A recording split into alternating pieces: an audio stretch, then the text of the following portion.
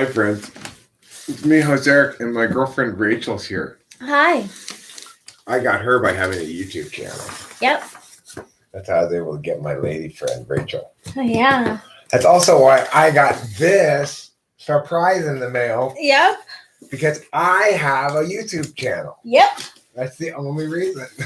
Hey, whatever works. Whatever works, right? Yeah. Winston's mom has sent me something in this box. I don't know what it is. Rachel doesn't know what it is. You don't know what it is. Only Winston's mom knows what it is. Yesterday we got this book on Carl Jung. My birthday, Hanukkah. I get a present every day for, I don't know, 2 days a week. That was I'm interested in reading that book too. Psychological Types by C.G. Jung was my present number 1. This here, yay! Present number 2. Okay, you can see the size of the box. Bigger than a bread box, but smaller than a giraffe. So I'm guessing there's not a giraffe in here. And it's probably not like a kitchen, like a blender or a coffee maker, because it's not very wide and big. Good point. Yes. Probably not a blender or coffee maker. So I'm going to pause a second here. I'm going to let the suspense build. I'm going to do a strip tease kind of opening of it. I'm going to just, Can you imagine me I'm taking off my piece of tape. Ooh la la. Ooh. Piece of tape is. So she really sensual. is the mother of she really the is. TWFP channel. She's been called TWFP's mom. Mm-hmm. Ooh, baby, baby. Oh, that's sexy. We're really getting this package open now. Oh, take that off. Yeah, take off that tape. Take it all off. Take all that tape off. Who's a silly goose? I'm a silly goose. Yeah. I'm in a good mood right now. I'm happy. We just went to the Bevmo and we got some non-alcoholic beer that had Klaus-colored dry hops, which is great. We both like that a lot. Yeah, we do. And in fact, I'm going to open up this new regular Klaus-color. We'll let suspense build. I've got this much of it undressed. Okay. Oh, you bad. Oh, yeah. It's covering its secret parts with feathers. Like the ladies in the Old West did. Oh. You ever seen the Old West ladies? They cover themselves with feathers. Oh. With big feather things. Yeah. I haven't seen that in a long time. Yeah. It's called Old West Sexy. You want me to dress up like that for you? In feather fans? Yeah. I don't think they wear anything underneath the feather fans, so yes. Okay. You can just forego the feather fans. You just be naked. It's fine. Okay. Okay, opening beer number 2.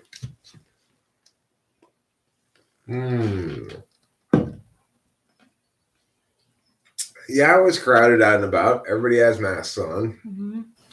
The era of mask theater is upon us. Okay, now if you want to know the wonderful feelings of truth in your heart, you're going to watch this next part.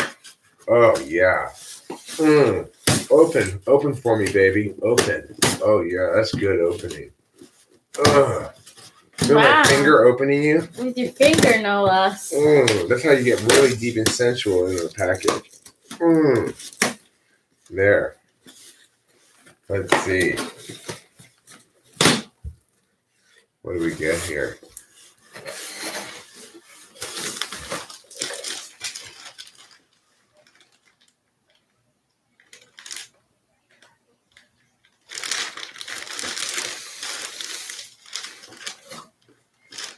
What is this? Yeah. I have no idea what this is.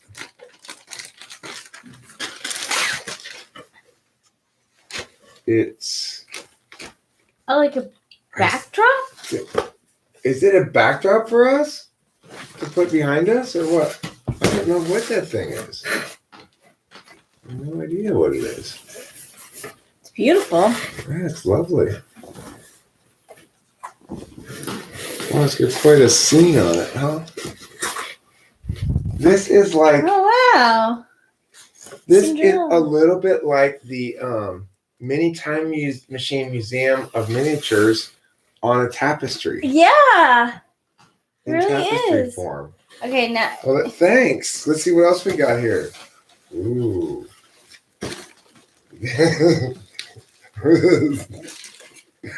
This looks fun. What is this thing? I'm very curious. As to So what it's this is.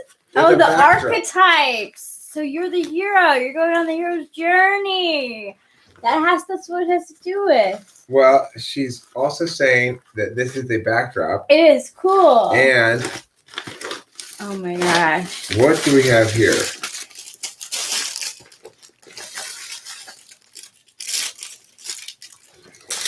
That's like stuff you use to pet your cat with. What's this beautiful piece of jewelry? It goes right here. Oh, this is for Rachel. I'm sorry. This the pin for me? headpiece. There's another headpiece, and this is a headpiece, I guess. Okay. There's another one that's coming for me. There is one ice cream in there. Okay, thank you. Whatever that stuff was, I think it's raspberry. Oh, yum. Okay, cool. Thank you. Oh my god. Oh, it's one of those hats like the ravers have. Oh my gosh! It's so This is perfect. for you. That's for me? Yeah, this one is for you, and mine's still coming. I have one coming apparently as well. And this, therefore, is for you also. Oh wow, that's a beautiful pen. This pearls and crazy hair go together. You can pet your own hair. You can brush your hair with this, I guess. And it's got pockets. Oh, how nice. Yeah. So raver hat, huh? Yeah.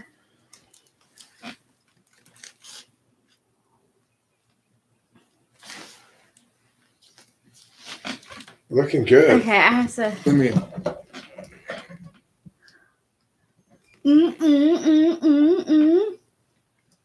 I see if you hang the backdrop in front behind us, then we can make story time with these things we're doing. Yeah. Okay, we'll hang this up at some point. I'm not gonna hang it up right a second because it's gonna be a bit of an operation. Yeah. But I like your thinking with this. Yeah, Mom. that's Thank great. you. How entertaining. A wonderful, fun gift you've given It us. really I is. appreciate it. Let me put this in here. You want to put this thing in the Actually, box over that there. could be really nice for Pee-Pee. That could be really good for Pee-Pee. I used to pet a little gray kitty with something like similar to that. I really like the Hanukkah approach you're taking to my Me birthday, too. Mrs. Moore. Thank you. Cheers to you. Okay, can you help me back No, up? folding stuff is woman's work. Rachel, God, folding stuff is Well, woman's work. Everybody You're knows always that. saying how you're alpha quadra, but you feel like beta male. So, Well, I know. That's why I don't want to ever fold anything. oh my god, You're making me feel insecure. fine. about my I didn't know masculinity. you had so many. Stop feelings. treating me like a woman. God, look, I'm folding this now.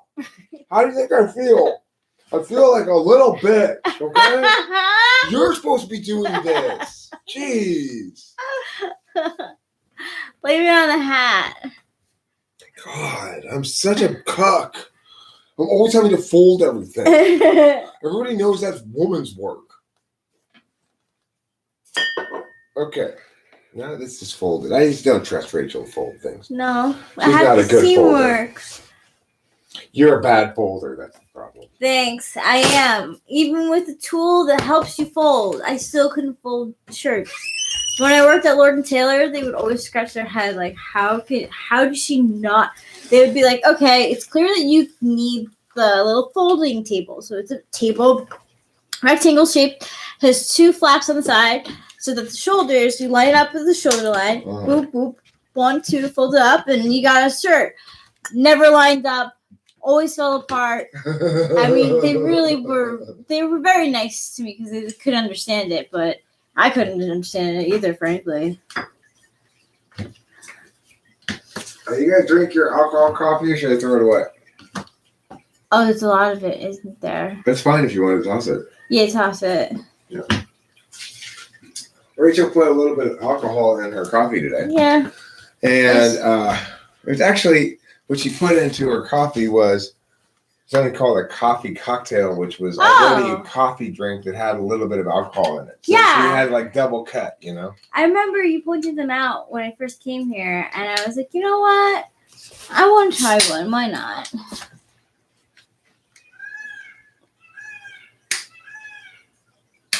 I will look for the Texan pens.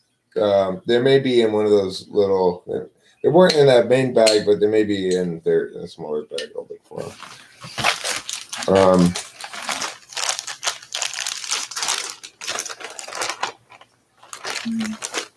Here you go, darling. Thank you. Good afternoon, Angantier says. Good afternoon. Afternoon? Why, it's nearly 8 p.m., Angantier. That's not afternoon. That's evening. Approaching nighttime. I'm making everyone confused.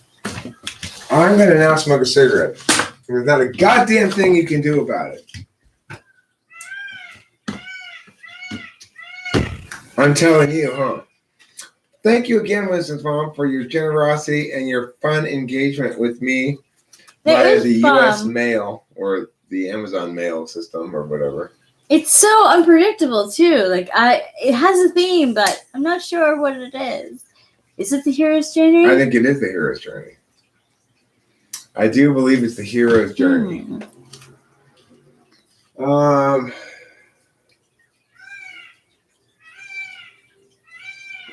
So what else were we going to talk about in the live stream tonight? There was something else we wanted to talk about earlier before we got that package, and then that.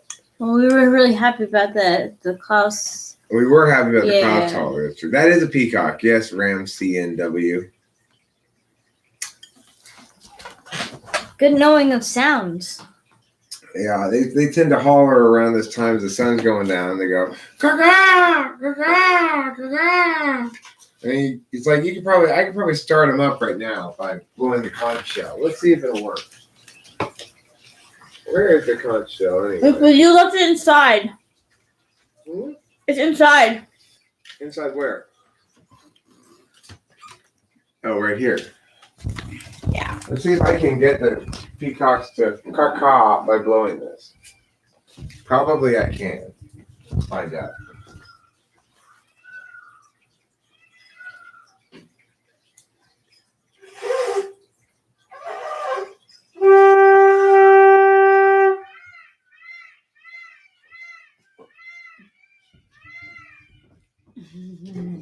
See how I made them all go. You can make the peacock go like that by blowing the conch shell. We don't have them. They're actually local native peacocks. So instead of pigeons. They don't belong to anybody. They just walk around here. Someone probably at some point had them as an exotic pet, and they bred, and now they're local to the area. I wouldn't be surprised if they date back to Lucky Baldwin. Me too. Arcadia's most famous pederast. Yeah, pederast. Reading about Lucky Baldwin today was a bit eye-opening to learn that he had this series of 16-year-old girls that he seduced, and then they'd sue him and stuff. Yeah, all of them. It wasn't like easy breezy. It was like, he won't let me do that, or he like, promised to marry me, and then he had sex with me, and then he wouldn't marry me. Yeah, right. He had to pay one lady $75,000, which back in the day was a lot. Yeah, she got her. Yeah, she got her. She got her settlement. Yeah, she did.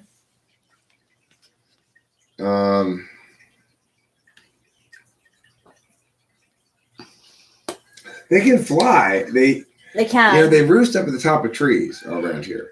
So they fly up to the trees, but they are much more comfortable flying down than they are up. It takes them some effort to fly up into the tree. And then in the morning, they all come swooping down, like just glide on down from the tops of the trees. Mm-hmm. Yeah, they're all over the neighborhood here. And they originated in the Arboretum, the Los Angeles County Arboretum, which this neighborhood, it's like there's a big square. The arboretum takes up the upper quarter of the square, and then the other three parts of the square around the arboretum are this housing area where I live in. So, and there are no big streets in the housing area. So it's like the peacocks are in this little housing area, and that's about it because there's big streets all the way around us. True. So they can't get past this housing area, but they can get out of the arboretum. Yeah. What brand do I smoke? Marlboro Reds. American Marlboro Reds. The world's finest cigarette.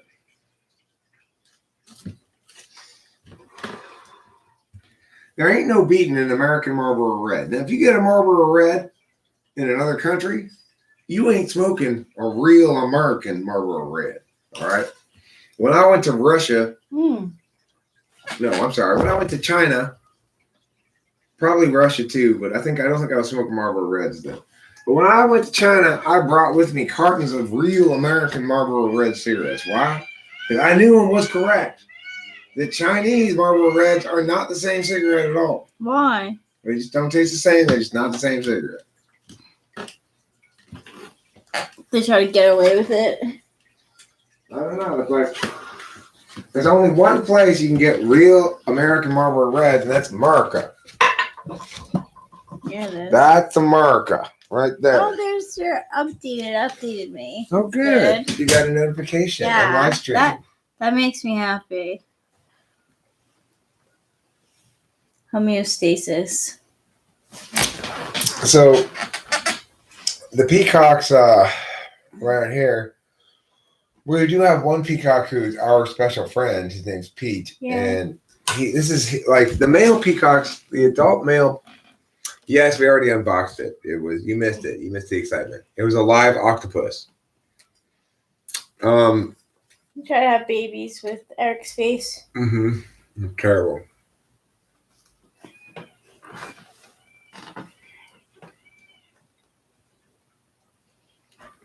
You really want to fuck with me?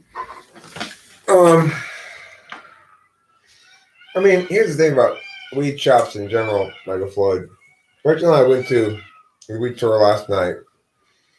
We wanted weed that was relatively cheap, and we wanted it right then. So we had to find a place to open until 10 o'clock at night because it was like 9:45 to get to this place. Yeah. We got there. They were really nice. They checked us right in. We were able to get a quarter of weed, an eighth of this stuff, and an eighth of the other stuff, and a bag of edibles for about $80. It's good. Which is a good price. So, like, I like weed stores. I like being able to go in there and look at the things. Yeah. Delivery services, regardless of who's the delivery service, whether it's they're delivering their own weed or they're delivering whatever, it's usually more expensive. Yeah. Okay. It's so nice outside. I'm gonna sit a little bit outside. You do your thing, baby. You do your thing. I'm gonna pull a couple balls right here. I'm gonna watch you do that. Okay. I'm a creep. Okay, you creep on me, baby. That's fine. You can creep on me all you want. I have a real boyfriend. You do. You have a real boyfriend who loves you with the full of his heart and his loves. You get 7 grams for $50. Well, I mean, we can certainly I can get that price. It's a matter of the quality of the weed, you know. It's like at the Weed Mart, they've got everything from value shelf to elite. And the value shelf is $100 an ounce. Wow. So, but it's shitty, you know. It's still not, yeah. Is it worth it? Not really. No.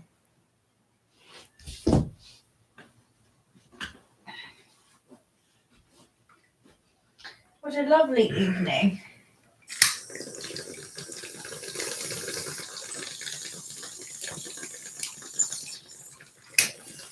Do you have any thoughts about your upcoming birthday?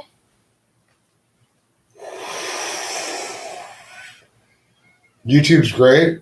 I get presents in the mail from Winston's mom. That's so nice. That's my thoughts on my birthday. Yay! I've already gotten everything I need for my birthday. I've got everything I need in life, basically. One thing, the one thing I kind of need, since I mailed Spacey back his headphones, and I need to get some headphones. But no urgency. I'm not really recording music right now anyway, so just wait a little bit.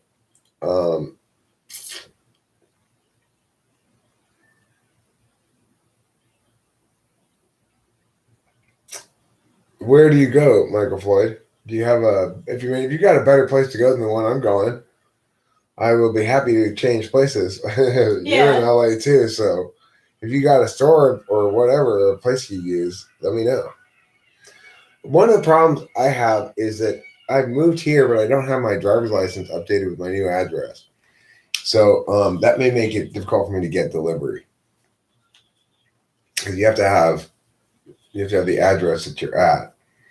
It still had my driver's license still has my old Temple City address on it. I guess I could go down there and wait for the person at that house.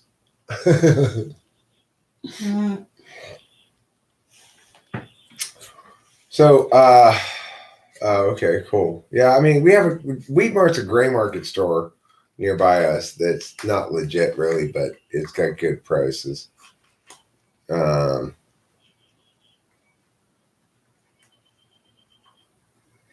grams for 50 is a good price, you know. Usually I'll pay $10 a gram for good stuff. It's a good price.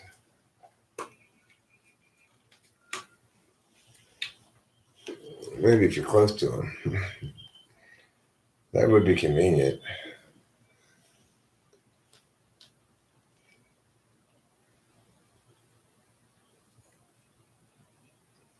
Yeah, I wish I could get myself to buy cheap weed. I always go in there and I go, wow, that looks like a really good deal. But this fancy stuff looks fancier. I want the fancy stuff. Yeah. He's growing sour diesel and GSC right now. You know, I find that sour diesel maybe is a strain that gives me a headache a little bit. Although Girl Scout cookies is good. I like Gorilla Glue. I like Gorilla Glue a lot as well. Gorilla Glue number 4, like epic level Gorilla Glue number 4 is the best. He's the weed man.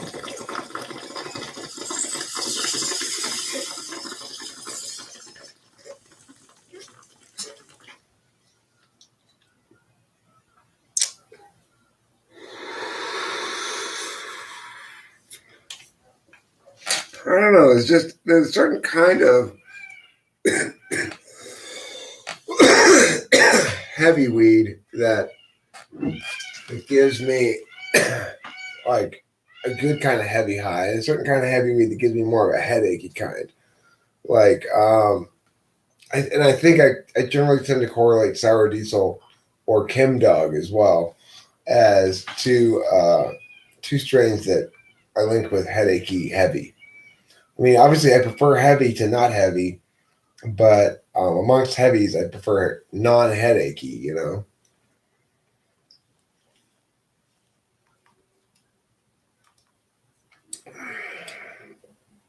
So this was recreational price at a legit store, too. We got 7 grams in a bag of edibles for $80. And that's at a fully legit store that pays all the taxes and stuff. And that was for recreational too. I liked it there. Yeah, I like those people. They were cool. Are you getting sleepy peepee already? Yeah. Wow. That's because you know why? Why? We had to get up at the crack of dawn this morning to have an exciting and fun. It was exciting and fun. Family gathering with Rachel's family. I got to meet Rachel's family. Yeah, you did. And I made a good enough impression that I was invited to an upcoming yoga event. Yes, tomorrow for my cousin Samantha's birthday. Eric was specifically invited. I'll be there. I'll be yogaing my ass off for sure, making a good impression. You know, Yeah, baby, yeah. I want to win the boyfriend perceptual battle. Oh, got that. You got that. You mentioned Steely Dan. You'll be around a fire talking to my uncles and my dad about that music for quite some time. I am quite a Steely Dan fan. So is my dad. So is my uncle Kevin. I think my uncle Maurice too. What bands do I like or favorite albums? Well, Michael Floyd. I think the best answer to that question is I'm going to provide you the link to my Snappy Tracks playlist. Snappy Tracks is a bunch of hits by various bands and stuff. They qualify, in my mind, as Snappy Tracks. To qualify as a Snappy Track, you've got to be a really good song, okay? But you also have to be a very up-tempo good song. So, really good. What about Making My Dreams Come True? What song is I don't know. Making my dreams come true. Ooh, ooh, ooh. That, Making my dreams come true. Yeah. Yeah. No. I don't really like that song. What is that? The Hollow Notes? Maybe, I'm not sure. So if you look at that playlist, you can see what kind of music I like.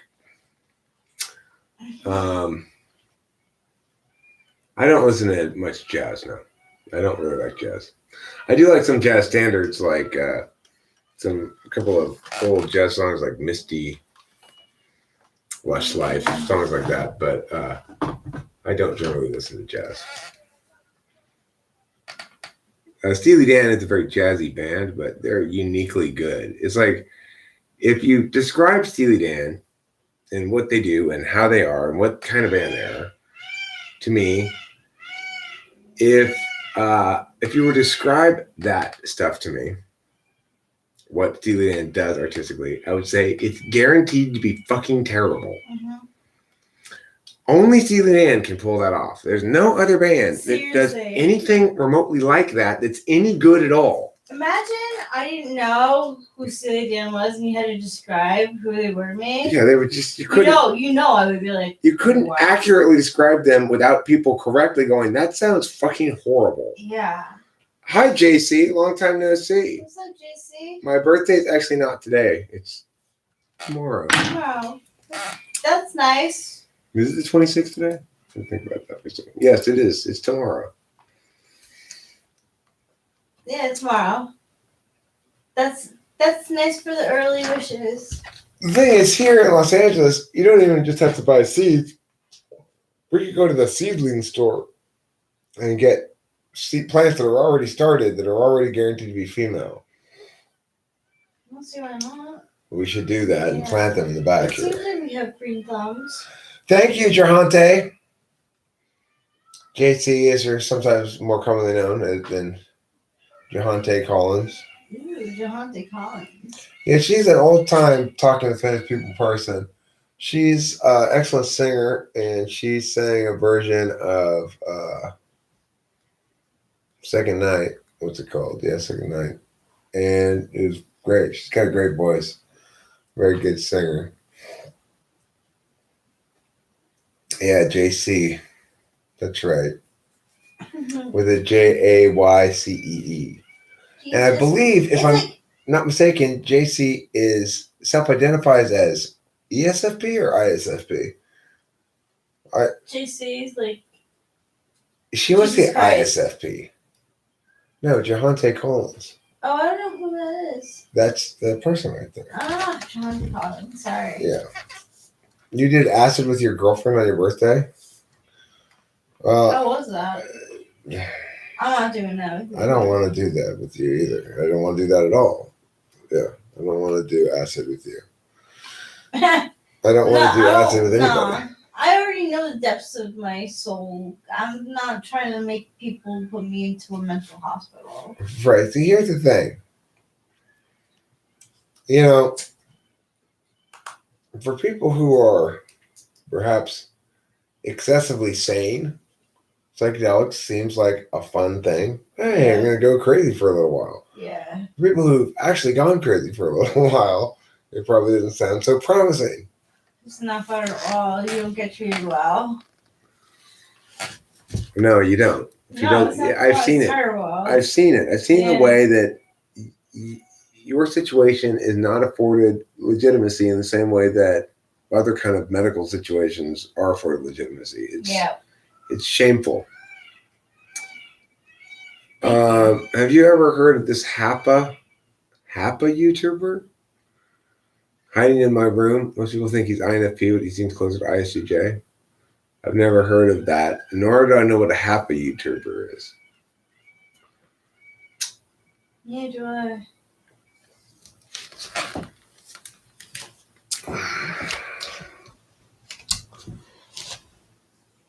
I like mushrooms. Mushrooms always make me laugh.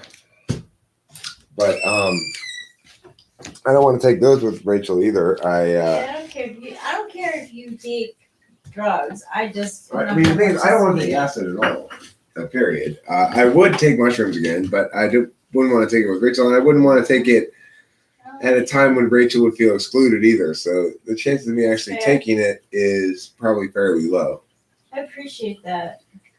I would because like the likelihood of me wanting to join in would definitely increase if I saw you because I trust you. It'd be the sort of thing that if let's say you had to go to some family occasion that I wasn't going to go to for some reason, and we were going to be separated for a few days, that'd be a good time for me to take mushrooms. Yeah. And for you, I would hope that you tell me tales about it. Oh yeah, I wouldn't try to keep anything secret. We'd plan it out ahead of time. Cool. Yeah. That's dope. I would include you in those decisions. I'd be definitely fine with that. I'm not against you experimenting and having fun and stuff. I'm definitely not here for that. What I'm here to do is to say that it's just not for me. The biggest drug that I've thought about mushrooms, but I always said I would only do with people who I'm really positive with and I really trust, because if I freak out, I need people that I trust. So it's not really worth it to me. And Molly, I always want to try Molly because it sounded like a higher version of weed. Well, yeah, Molly's not a psychedelic. That's a weird drug. Molly? Yeah, I've never taken it. I mean, I took purportedly. I took purportedly ecstasy like 5 or 6 times. Only once did I get real strong ecstasy, and that time it was crazy. It was like, it was like people say, you feel like an angel. You know, everything is just so wonderful. Yeah. And oh my God, like when the forest ranger came to tell us we had too many cars for the number of camping spots we had. My response to that was, oh my God, you have the coolest job. You're a forest ranger. Oh my gosh, that's so funny. How did they respond? He was, I don't really remember. I imagine he probably looked confused. But I remember being told by some people, come on, get over here. That's funny for others to notice, then yeah. That's funny. But seriously, no, you are a forest ranger. Oh my God. That's so How funny. great is that? Only on ecstasy would someone say that. Forest ranger. I mean, it is a cool job. But I mean, what was he doing? He was there to bust us for parking violations. Yeah. I didn't give a fuck. I wasn't thinking about that. I was thinking about how beautiful and amazing everything was.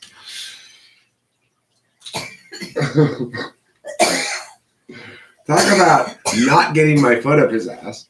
Yeah, really. He got the exact opposite. He got my tongue up his ass. He let you a hug. Yeah. It's funny.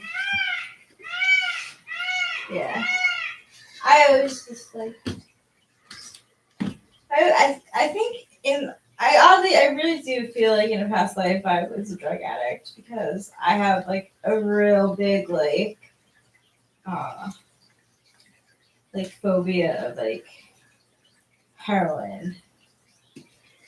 I think you manage your drug use very well. Thanks, babe. I'm impressed with it. You just basically only smoke pot. Yeah. Occasionally you'll drink a little bit of alcohol. Yeah. You don't seem to have any problem at all with alcohol. I've never seen you have a problem with it one bit. I'm not. You don't, when you have one drink, it doesn't lead into 3 or 4 drinks. Oh, no. At all. You tend to, a lot of times you won't even finish that one drink. Honestly, it's because I'm in a comfortable environment. Like, when I am in a heightened environment where it's got a lot of action, stimulation, beer would be relaxing. Beer or wine would be relaxing, and it would help me talk to people. It was kind of like, so I drank socially, really, literally. Like, I was a social drinker. But it got bad because it started to get bad when after 2 beers, I wake up the next day and my body just feels like shit. Like that's like a red flag. That's your body saying like. Well, you take a lot of hard drugs now too. Besides that, for prescription drugs. Yeah. So I have to be careful. The other thing is about those prescription drugs. I have not seen any indication that you are being addicty about them. No. You genuinely take them to go to sleep. Yeah. They sometimes work. Yes, I would love for us to structure your sleeping schedule so that when you do take them, they always work really well. Oh. But anyway, you smoke a lot of pot, which is also a good indication that you've got good management of your addiction tendencies, because that's the only way to sort of be able to more or less endlessly indulge as you see fit. You can satisfy your urge though. You can smoke enough that you do get high and you're like want to stop smoking for a little while. So that's good. It creates and satisfies its own need cycle. It's always been such a calming thing. It's either really funny, like fun times to do with a friend thing, or a calming, relaxing thing at home. Like I don't get paranoid. It's really rare. If someone else is paranoid, then they make me paranoid. I tell them, I'm like, dude, like if you're killing my buzz, like I'm not gonna hang around you because I'm not smoking. Don't be weed. a Betty Buzzkill. Yeah, not when you're smoking weed. Like, come on, that's good. But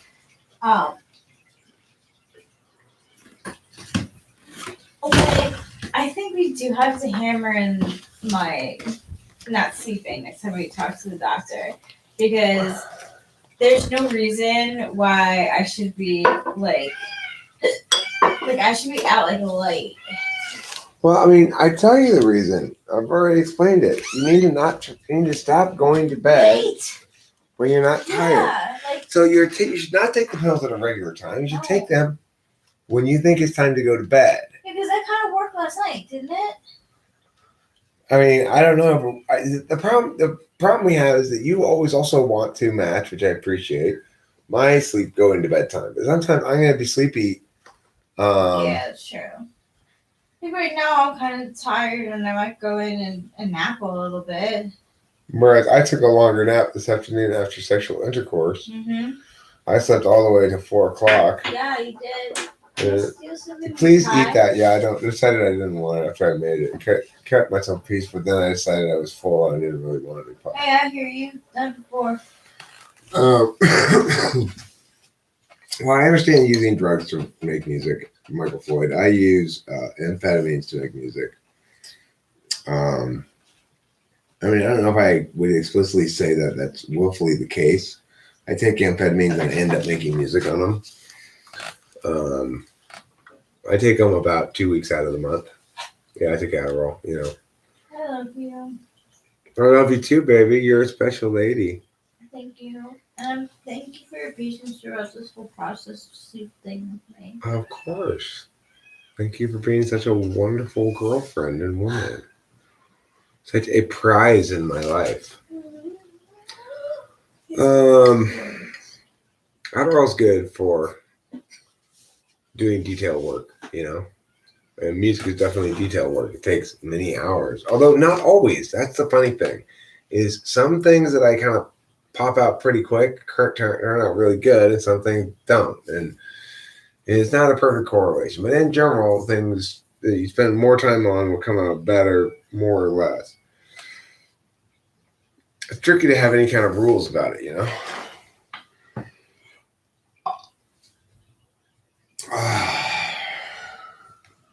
What Rachel doesn't know is that while she's eating pie, her beer is getting all drunken by me. Really? You're drinking my beer?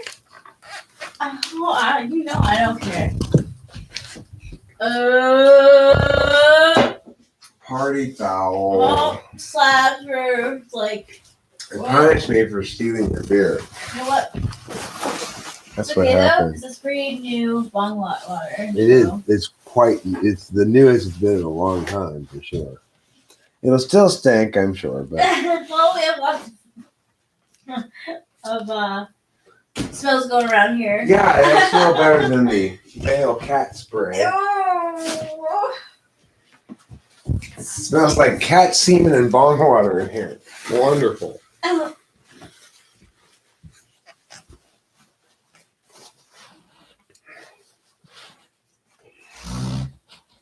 Do you mean Melody's automatic? Are you an EDOM?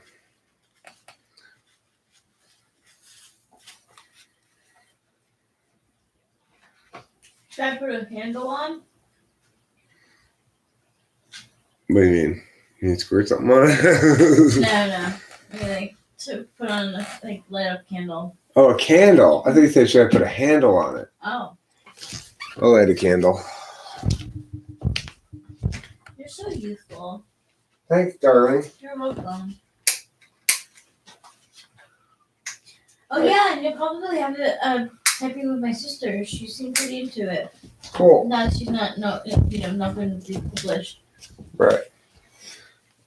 How do you think MBTI types relate to the Big Five? Well, as I've said before, my answer to that is I would suspect that if you were to get able to authoritatively determine type, that you would see that types correlate pretty well with certain kinds of ocean alignments, quote unquote. But Big Five is a descriptive taxonomy of qualities of human personality that are reduced to a metaphorical thing called a trait one possesses. That's what Big Five does. Mm-hmm. It's not a process analysis at all. So it's always going to be a metaphorical description of what cognitive functions is trying to actually describe. It's very black and white. Either you're doing the right thing or you're doing the wrong thing. There's no I mean, it's normative. That's the thing I don't like about the Big Five at all, is that it has this normative aspect. Well, conscientiousness is good, and if you score low on it, then you're bad. Exactly.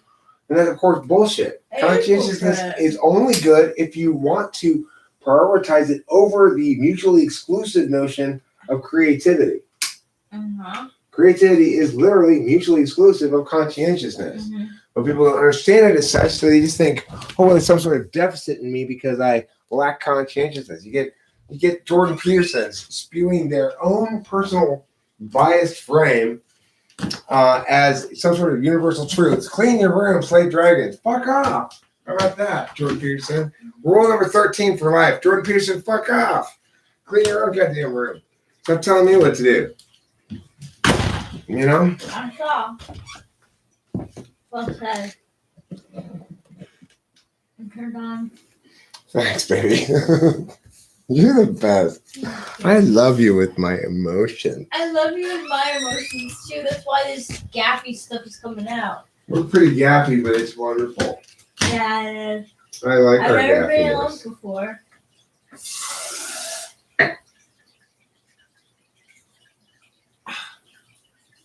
I feel so good to stretch my jaw. Like that's totally that's what she said kind of thing. But damn, this fucking feels good. What feels good? Like relaxing stuff in my jaw. Jaw yoga. Yeah. Jaw yoga feels good. Uh-huh. I got some jaw yoga for you, baby. Oh, that's not the cat. That's a roll of paper towels. I thought I kicked the cat, but it was actually a roll of paper towels. Where is Scipio? Underneath here? Yeah, she's underneath the chair. She likes this spot. Yeah. This INFP anime YouTuber Digibro came up with his own chart putting fictional characters and people in different archetypes and said his problem because it focuses more on symptoms. Well,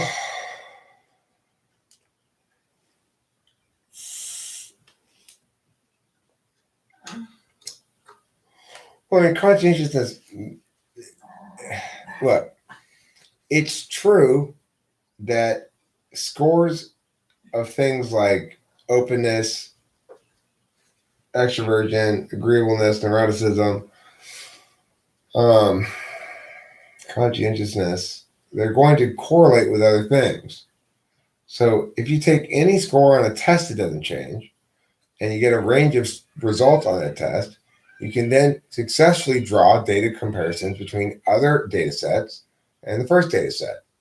So it will be true that people who consistently score meow on data set metric 1, that's going to success. You'll be able to draw correlations. That's a quality of data collection. It's not implicit to Big Five.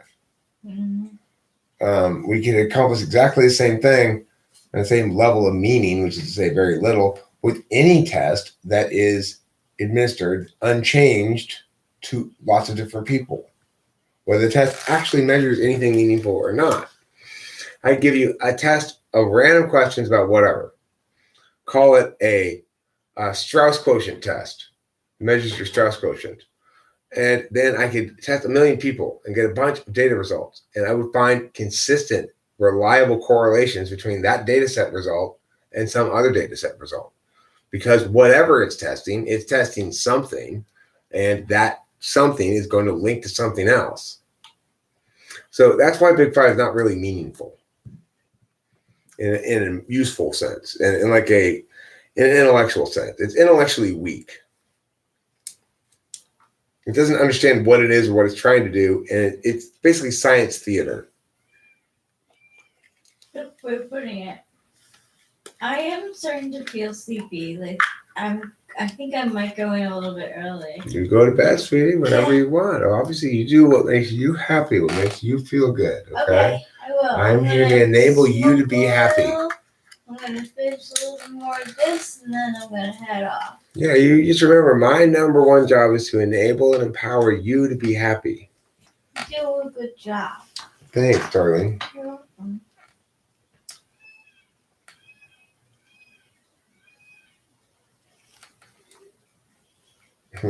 I say thee nay. I like the way you think there. What do they say? The Big Five saves you a big 5 minutes. It's easy to see if someone is conscientious or assertive.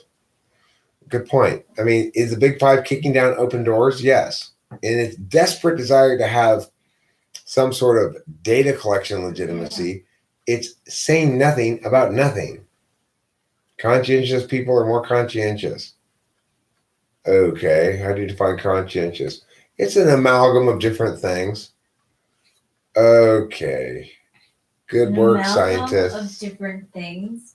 That would not satisfy. It is. I mean, that's the thing. It's like, well, we've defined it precisely. Okay, but did you define it precisely arbitrarily? Right. Because you have to. Or is there some reason why it's this and not that? Right. Well, we know what conscientious means. Okay, so it's completely arbitrary.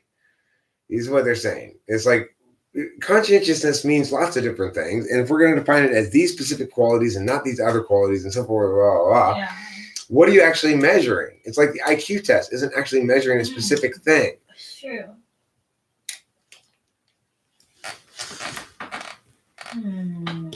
Yeah, I learned it in reference to sociology. I heard it from somebody else. I don't remember exactly the context, but somebody said that, or I read or heard somebody say that about sociology. Sociology is the science of kicking down open doors. And I said, I love that. I got to remember that. Same as what I say in NASA. Were you? Yeah. I didn't have actually a problem with sociology. I just like the expression. It's such a useful expression. And I got the idea of why they said it about sociology. It's doing stuff like that. Well, why are good communities happy? Right. It is that. It is that. They ask the questions. And I learned the importance of experiments in social work and psychology. You have to parse things out. You have to think about every single possibility of what could happen in your experiment, because there's going to be trial and error. There's going to be like moving parts. There's going to be sometimes placebos in effect. Well, I like what you learned in your psychology experiment, which was the thing I was trying to do was give people information they already had. Right? Yeah. It goes to show you, like, we need to actually consider solvency and other impacts calculi before making an advocacy.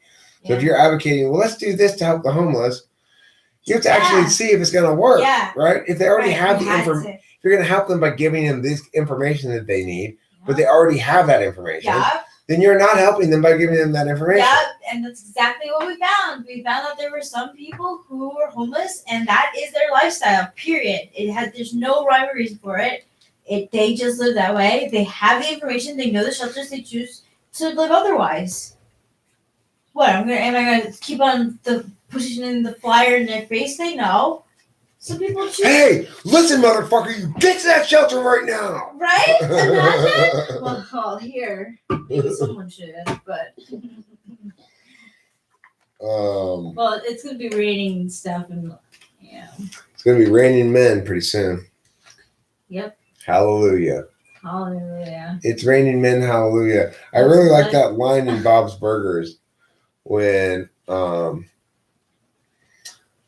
the mom says about that disco song she wants to play. Remember? Oh my God, yes. Something about rain and blah blah blah. Yes, with her friends, right? It's the best rain themed disco song ever. And then the son goes, Mom, I got 3 words for you. It's raining men. And she's like, second best. That's good clever. Memory. It's been a while since we watched that one. It's clever because, of course, when the mom says the first joke is a red herring. The first joke is it's funny because she's parsing down so narrowly the genre so you can legitimately claim that this is the best one of that miniature subgenre, right? Mm-hmm. But that's the red herring joke because behind it is the reality that there is a better one. There is a more like how of a song sliver subgenre defining song, right? Exactly. So it's a very well written joke. It's great. I really admire the writing in that show. That's what it is. It's genius. I really like that Kevin Kline is the landlord. Oh, is that who plays that? Yeah. Really? Mm-hmm. I didn't know that. Mm-hmm. That's interesting. Yeah. Mr. Fish Cook or something. The one who plays hide and seek with his... Yeah, with his brother. Yeah. Yeah. Where's my juice? There it is. And Bob is the dude from who plays an agent, like 007 cartoon guy. Wow, it used to be pretty big. Inspector Gadget? No, it was on Comedy Central. It was on Cartoon Network. Archer, yeah. I never really watched Archer. Archer's okay. It's okay. I definitely laughed out loud at some point, but I didn't think it was that good. But anyway, it's same. No, we're talking about the cartoon Bob's Burgers. Winston's mom. I would check it out. It's on Netflix. It's a really good show that Rachel introduced me to. It's funny. It's warm and heartwarming and funny. It's a good cartoon. It's like a cartoon that's sort of for adults, and that is nevertheless not edgy, which I appreciate. No. I appreciate its lack of edginess a lot. Still so funny and clever and good, but not going cheap and easy. Right.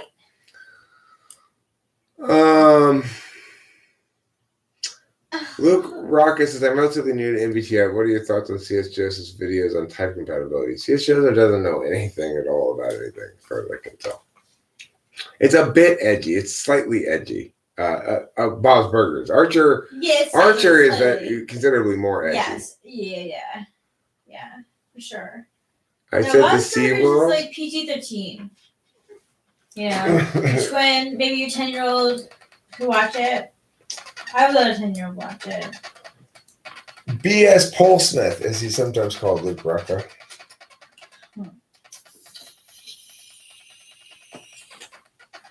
Not by me, I wouldn't call him that, but I'm very respectful of C.S. Joseph. I'm just concerned about him and his well-being when I express my doubts about his ability to be correct about things. It's because I'm concerned for him.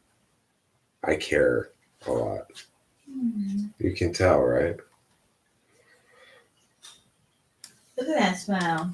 I You're the best. care so much about that guy. I really do. Winston's mom's always reminding me he's a person too, and I'm saying, don't I know it? Don't you? There's where the tenderness comes from in my heart. I just want to know what he would if he's an ECJ. I would love to know what like a conversation between he and I would be like. I'm not sure, Rachel, but I do know this much. It would be between him and you. Yeah, well. Not between he and I. Because he's not even. He'll always say no to you. No, I mean, you use the preposition. You use the nominative case pronoun as an object of the preposition, Rachel. Sorry. It's okay. Tell me what I did. So, like, for example, you said a conversation between he and I. Oh, yeah. Well, you should have said a conversation between him and me. Oh, him and me. Because English teachers spent... conversation between me and him. Or him and me. Him and me. But not he and I. The reason that happened is because English teachers got so crazy about telling kids not to use the objective case as subjects. Like, no, it's not me and him went to the store. It's he and I went to the store. And so then if you say something like she went to the store with him and me is correct, or me and him is correct, but people will say with he and I because they've been trained by English teachers that somehow... Well, she and I went to the store. Right. And so, but of course, the compound isn't what makes it nominative or objective. It's what it's working as in the sentence. When it's working as an object of a preposition, you use the objective case. So it's like, for example, we go, she went to the store with me. I wouldn't say with I. She went to the store with him. You wouldn't say with he. But when you make it into a compound, all of a sudden you want to go with he and I because of the damage that English teachers have done to generations of American children with their wrong teaching ways. If everybody had learned grammar from me, we wouldn't have this problem. I feel vindicated a little bit for some reason. I'm glad. Thanks. Thank you for feeling vindicated. I appreciate it. Mm-hmm. Who do you think are other reliable sources of information on YouTube regarding MBTI? Good question. Well, there's me and people who say the same thing that I'm saying. Those are the reliable sources. Mm-hmm. Watch his stuff first and then compare to find others.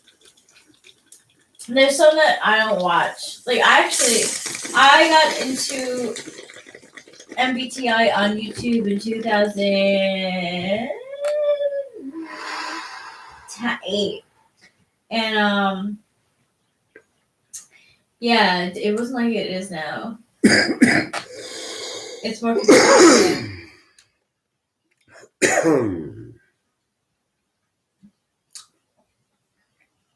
it a bell ringer? Yeah. Happy birthday to you.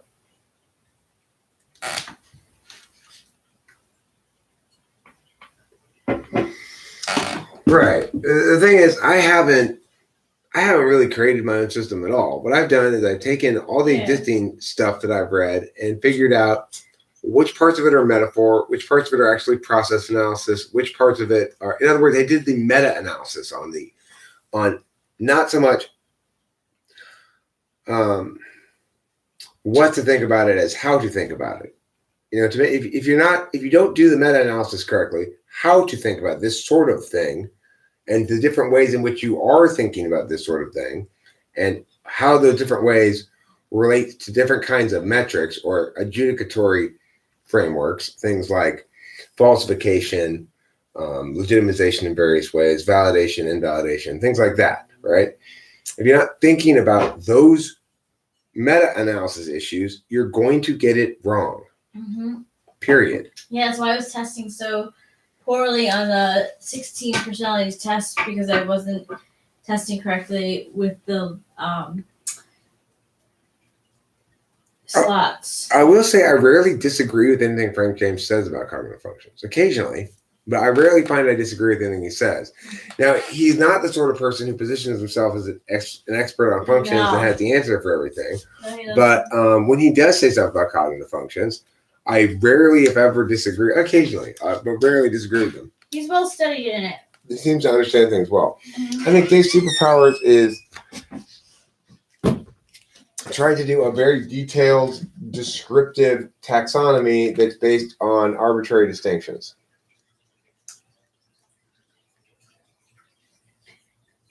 Where's the weed at? Where's the weed at? Good question. Here's a bottle for you. Pew! Thank you. Here's a bottle for me. Pew! You. Now you can both smoke weed. Quick, hurry. Yeah. Get more weed in our lungs, quickly. Yeah, so again, that's an issue of meta-analysis. Did Dave Superpowers ask what it is he is doing? No, he had no idea what it is he is doing. He thinks he knew what he was doing when he said, oh, well, we're being objective because we're being double blind about each of us typing the person independently. That's just it just shows you how little meta-analysis is there, right? There's no understanding of the different ways in which things can be validated or invalidated or falsified or whatever, right? Yeah. There's no systems analysis. It's just an arbitrary creation of vectors based on purported observations without any consideration of whether or not the processes link mechanically to each other or how they would do so, or whether there's any sort of thing like, it's ridiculous. It's just like he makes a large circle and it's colored red, and that's what makes it more important. Pretty much. Yeah.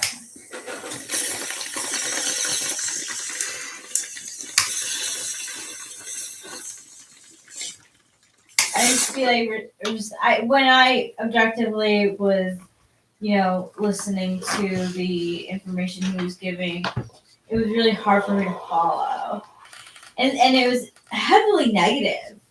I was looking at ENFP stuff, and it was very like to the point, but not exactly like encouraging at all, which I don't like. I like it when there's encouraging stuff, even though you're a tough type or something. So the other thing is, what I basically did is I took the BB/socionics front stack backstack idea that the backstack functions had stuff to do as well, and I said, if we were to actually talk about this meaningfully, what would it look like? That's the fundamental difference between the way I approach it and everybody else. The reason I approach it differently is because I am a debate coach by trade. So I know how to put together a case, what it means to put together a case for something, what it means to affirm something, what it means to negate something. I understand how arguments work. So as a consequence, I understand that cognitive functions is an argument block, like everything else in the world. It's a block of arguments that justifies itself one way or another. And if it doesn't know how and why it's justifying itself, then it doesn't know what it's doing, and you shouldn't pay any attention to it. I'm the only one who's explaining how and why the system can and should justify itself, how and why we could falsify this, how and why we can make this more than just metaphor, and we should. So that's the reality of it. I don't blame somebody coming in, especially if they encounter me early in their community scoping out, to assume that, okay, this guy's got to be wrong because he's claiming exclusive correctness. At least the other people aren't making that claim. That's too bold of a claim. So this guy must be wrong. It's why I'm right. It's one of the many indications. It's a symptom of something that should cue you in that I'm right. I'm the only one who's claiming exclusive correctness. Why? I'm the only one who can defend that claim. I'm the only one who even dares to dream they can defend that claim. Everybody else is saying, well, we're talking about the same thing in different language, and yeah, we can find useful things in a no. This is a why do continents drift apart question. This is not some other kind of question. The answer is either plate tectonics or expanding Earth. It's not some mushy thing in between. And so we have to be honest about that. We can't say, oh, everyone's sort of right. I mean, no, everybody else is wrong. It's to the extent that they disagree with the core tenets of what I'm saying. If they're disagreeing with something specific, they might be right, but they need to establish that. And if they do establish that, I will adjust accordingly. You know? So that's the difference.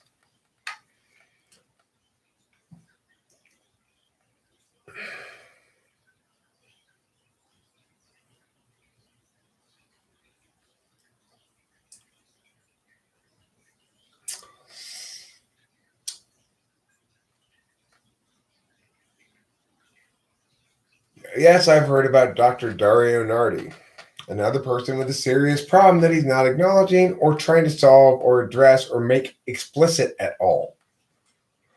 That's the difference between me and all these people. I'm making explicit what the problem is and how to solve it. The problem for Nardi is he needs an independent verification of the types he's assigning people in order to actually clarify that the thing he's observing in these brain scans is purportedly correlative with a given attentional manner. Even if he can successfully correlate with their types, he needs to successfully indicate which sort of things prompt which sort of attentional manner. And there's nothing, he's not cross-referencing against anything. There's no internal verification system. It doesn't internally verify with his approach. It's circular. It's not good argument. That's why he loses too. The theater of science, in other words, doing some sort of brain scans, does not make him correct about anything ideational, because ideational correctness is an intuition matter. The most intuitive is the smartest in this domain. Right. And I'm vastly more intuitive than he. Mm-hmm. I'm one of those intuitive people I've ever encountered in my life. I say this not out of a sense of needing to aggrandize myself, but out of a reality that I am facing an uphill battle when convincing people they should listen to me, making these bold and apparently ridiculous claims that I'm right and everybody else in the world, who many of whom disagree with me, are wrong. No. But what I'm saying to you is there are reasons that are particular to me that you should believe as justifications for maybe he's not blowing smoke up my ass. And there are reasons specific to what I'm saying that are ample and myriad, and you can objectively check yourself. If you're curious about subjective reasons to believe what I'm saying is correct, a good one is I genuinely am that much more intuitive than even highly intuitive other people that I've encountered. There are a few people who are, INFJs are equivalently intuitive to me sort of by default. Almost all of them are. It's one of the reasons why I'm attracted to INFJs. But they're very rare, real ones. Yeah. And real ENTPs are very rare as well. Yeah. And among real ENTPs, I'm a bit of an outlier. I've got a better relationship with my NI than most of them do. Yeah. I know this from working with a student who's an ENTP, working with plenty of students who are ENTPs, and also with just dealing with other ENTPs in general. It takes time and practice to develop your NI. I'm older, so I have an advantage. I'm going to... Do you think, baby cakes? I like that. I like the point of... Yeah, you get the... Yeah, I got the gun. With the wink. Hard. Look, that's a gun with a wink.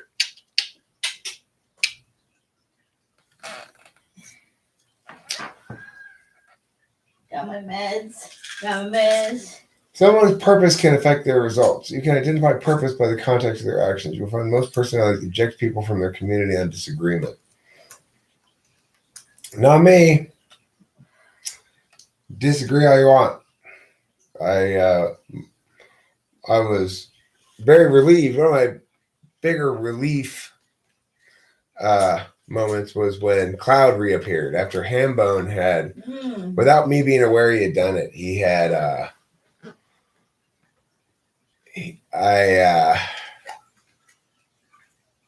he had FI banned him. He said he's like it wasn't Hambone who did it. It was FI who hid the user from the channel. So I had to go unhide him. But at least Hambone came and admitted it to me. He's like, okay, That's true. I went moderator overboard and I hid Cloud to the channel. He was pissing me off. He was always being so disagreeable. I was like, that's not a reason to fucking ban him. No. So, you know. Though all the moderators have had that moment. Yeah, we all have. Yeah. Even I have had that I did. moment. I remember at the Riccello, I got quick with her. It happens. Yeah, and the thing is, that puts me in a tough spot because I generally want to be on your side and say, well, that's Rachel. She can do what she wants. I support her. I got her back or whatever. But at the same time, sometimes I'm like, oh. Yeah, sometimes it's hard. You're putting me in a tough spot here, baby. I know, yeah. It's all right. Hey, but you don't do it often. It's been a long time since you've done that. And, like, put me in a tough spot by being panicky. By being all, like, harsh with somebody too soon. Yeah, it turned out, by the way, you were right about Rachello, I think, in some sense. Like, hearing the way she treated Isaiah Rude, it makes me go, wow. Yeah. So your instincts about her may have been right from the get-go. Yeah.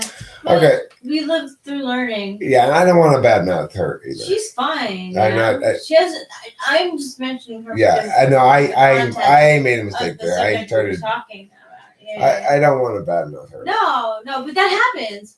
Like I did it with Cloud too. One time he was saying "fuck you" too many times, and I swiped him out of there, and he got a little upset. Yeah, well, putting him on timeout is fine. Octavia Silva, I am not FI phobic. I admit I'm sorry for my earlier video. I knew I got to apologize for it later. Here it comes. Here comes my freaking apology. What's it called? Vindication? No. Oh yeah, the apology. Obligatory. Obligatory. My obligatory apology. Okay. I am sorry for my earlier video in which I said we should blame all the COVID hysteria on FI using types. Okay? That's what I said. I said at the time, and it was my mistake. I shouldn't have said this. It was wrong of me to say. I said, let's all blame FI users for the COVID hysteria. Okay? I want to recant that or retract that statement, and I want to replace it with the following statement. Within each of us, there lies the capacity to be subjective about the wrong thing. Yeah. And a lot of us chose to be subjective about the wrong thing here. And that's unfortunate. That's my new statement. That's better than the previous one where I was blaming FI users. I'm sorry I blamed you. I was feeling too much feelings at the time. Yeah. And now I'm blaming myself for using too many feelings.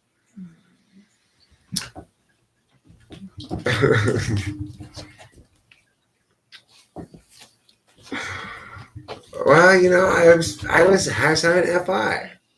I was having an FI. You don't have middle ground FI. When you feel the feelings, it's all of it. I feel very happy right now. Good. I feel very cheerful. I'm not really sure why exactly, but I feel very cheerful. Can I see the hat on you? Oh, yeah, sure. Let's see what it looks like. It's going to look fantastic. I think so, too. Oh, it fucking fits you so well. You know who you look like? Herbie Sensei. Oh, I do. I do look like Jiraiya Sensei. A little bit. Uh-huh. It suits you. I was just feeling a little bit FI negative about FI this morning. My FI gets the better of me, and I said some things that I didn't FI mean. I say something. I heard you.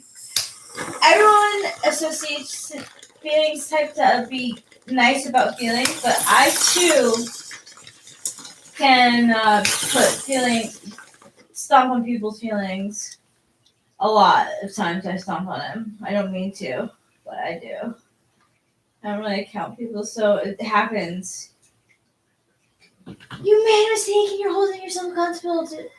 That's a good thing.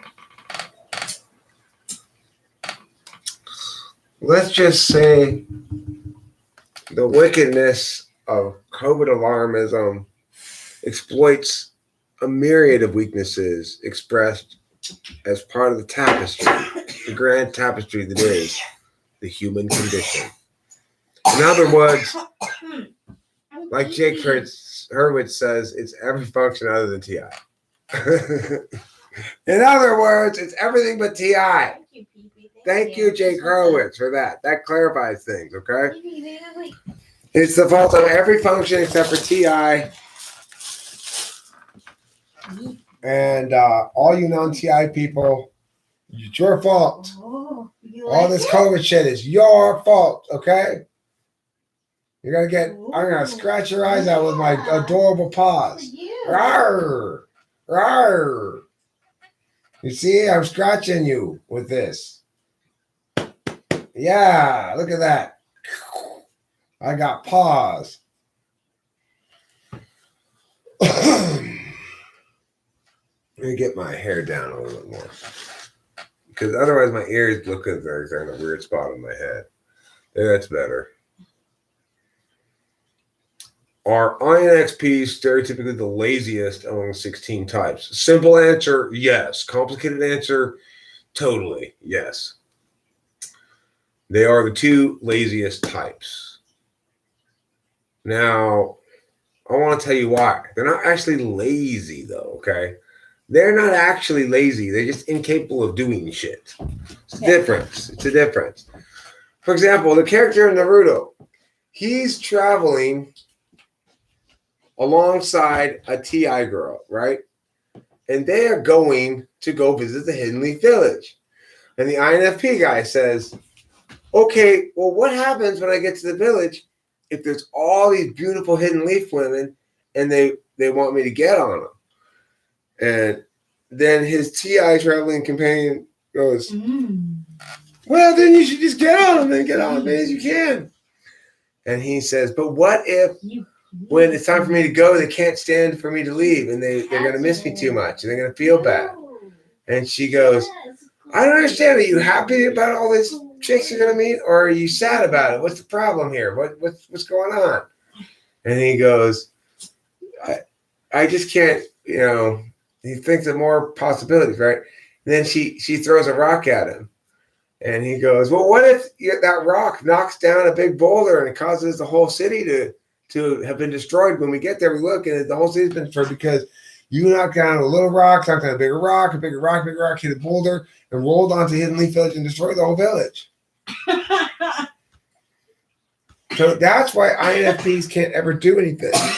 Because when it comes time to decide whether or not they should throw a rock, they're concerned that if they throw the rock, it'll start a rock slide, which will cause a boulder to crush a city. Yeah.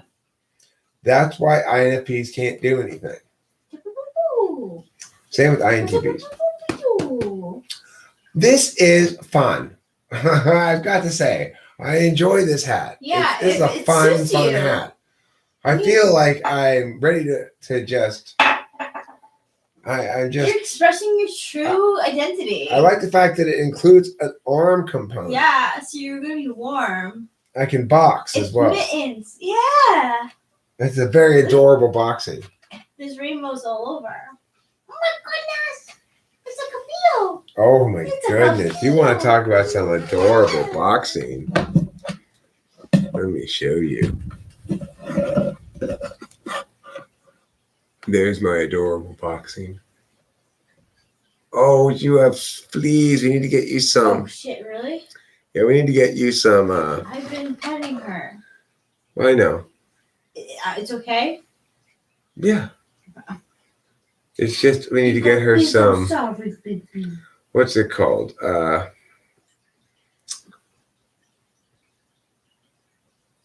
Meow, Earth. What's it called? Meow. Diatomaceous Earth. Oh. Diatomaceous Earth. We need to get some of that stuff. If you put that stuff on the cat, the diatomaceous Earth, what it does is it's so dry that little insects like fleas and such, then they can't survive. They get so dry that they die. Oh. The fleas. Really? When you put diatomaceous Earth on the cat. Really? Really? Yeah, it's a natural nice way to to know. kill insects. It's I like different that. than any of the I'm other pro ways. that. No, it's not as effective as the expensive Ooh. frontline. Frontline is the best stuff for it. Ah. That'll get rid of the fleas for a good chunk of time. All right, let's see how we're going to put this thing up. It's my girl. Hey, Ma. Look at those eyelashes on you, girl. Getting all sassy and stuff. Could tax help at all? Tax, possibly. I think you're doing good, though. I'm going to try to do it the half-assed way, rather than doing it properly. The Eric way. I feel you there. Oh, Rachel, what you're saying makes so much sense. No, we're not doing it that way. That makes way too much sense. You're not doing that so bad either. Womp, womp, womp, womp. Just get something heavy. Right, I just need something heavy. How How about your mom's face? That is pretty heavy.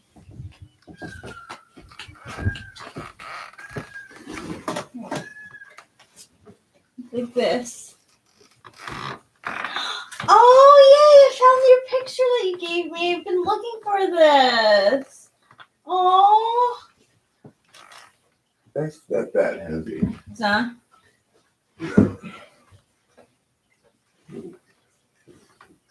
Might be heavy enough, though. Okay. Are you ready for the Chronicles of Narnia? Chronicles of Narnia. Wow.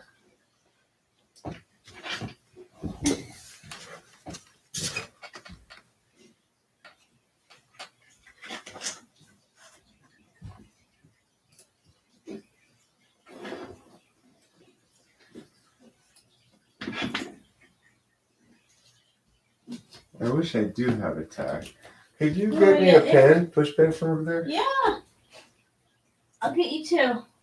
Thanks, darling. You're the best. You're welcome, darling. You're the best. You're the hero of my story. Oh, you're the full of mine. Thanks, darling. You're welcome. Okay. Boom. Boom, motherfuckers. Boom. Oh, looks good.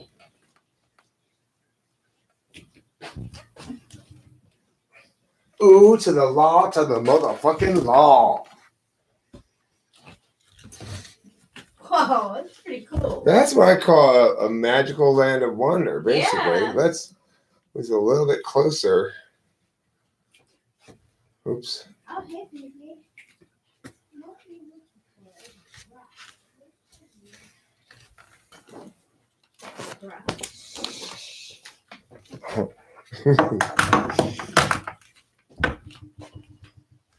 Well, I'll tell you in story form, in magical land story form.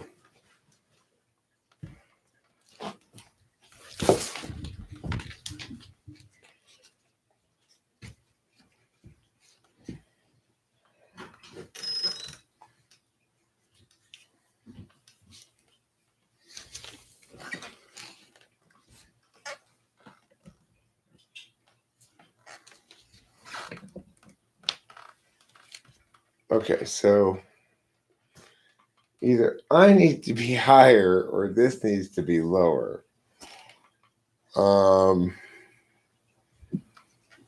Let's try this.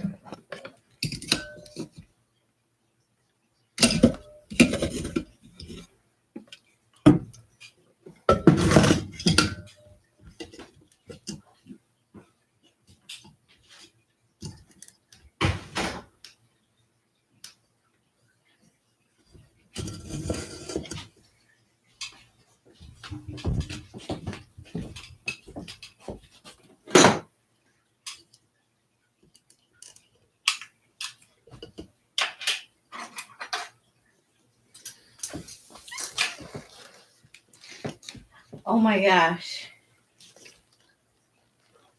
Where's the camera?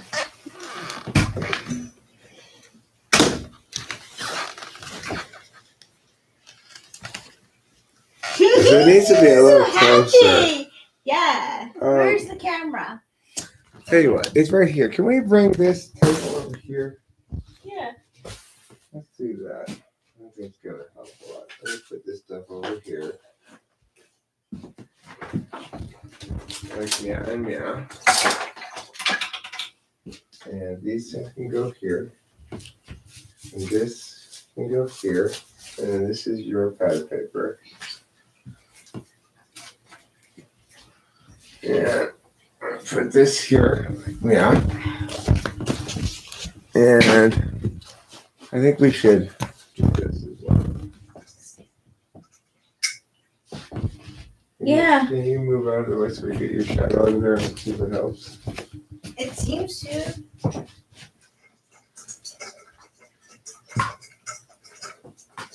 Oh, I see.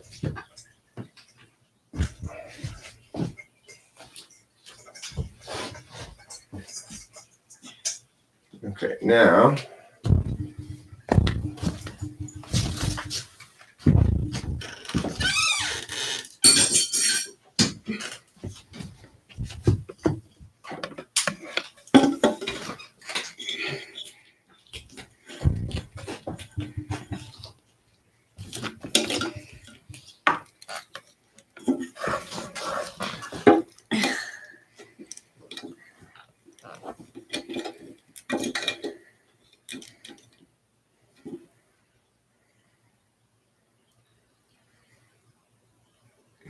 This needs to be taller. Further back. Well, we want the whole of this thing to fill the screen, right?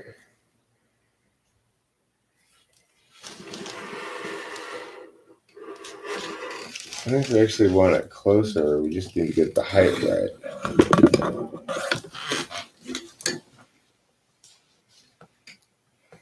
All right, so we need to make this taller. Let's.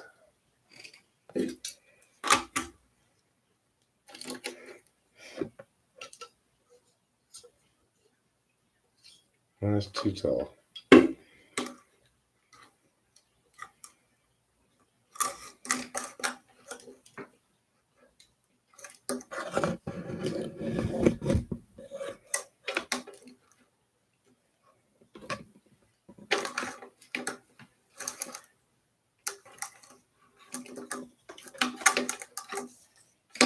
God, how frustrating. Why do they want to turn that way so much?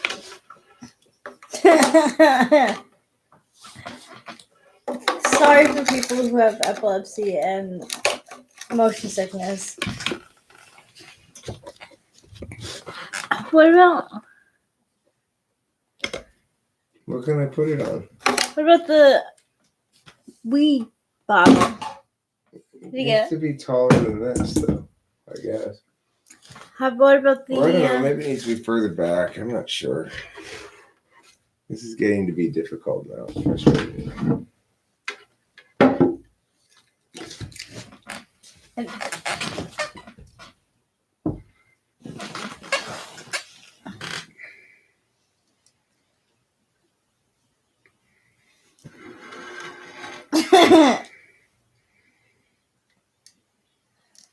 So basically, we need us to be taller. That's the bottom line. Yeah. So we can make us taller.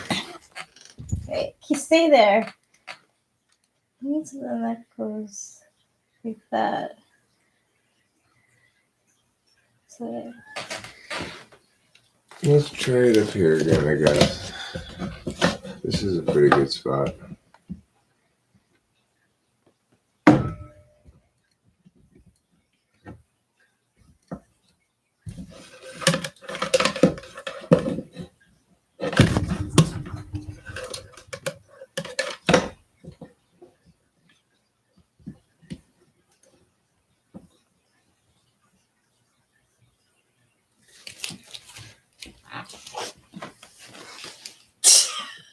Need to be a lot taller.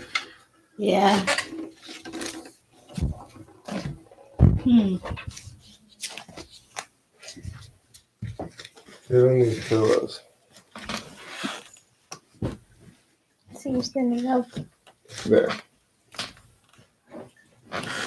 Well, it doesn't even matter for me. I'm gonna probably. I want to get some sleep, but but you have to be in the frame. All right, let me sit on the pillows.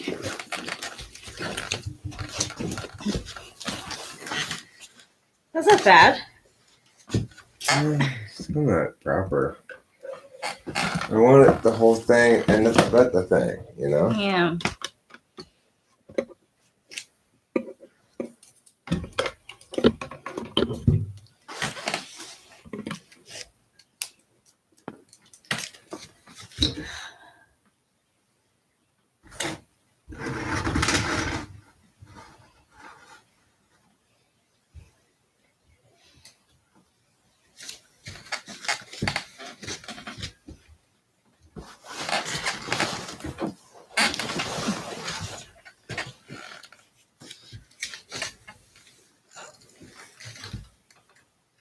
Look at you.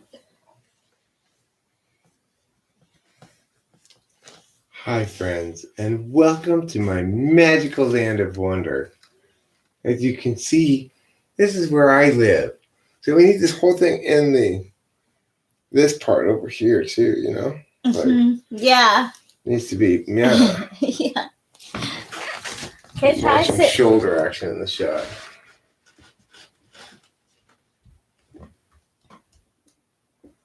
So then we just need to move it forward some. We bring that table over again.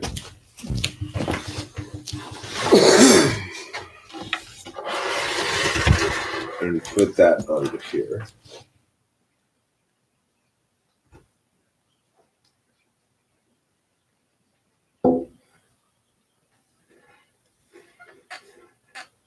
Yeah, and then put that up a bit.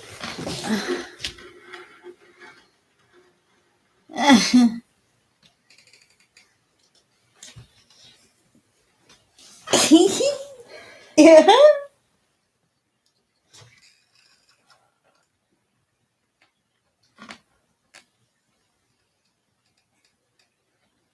Oh, hello, friends.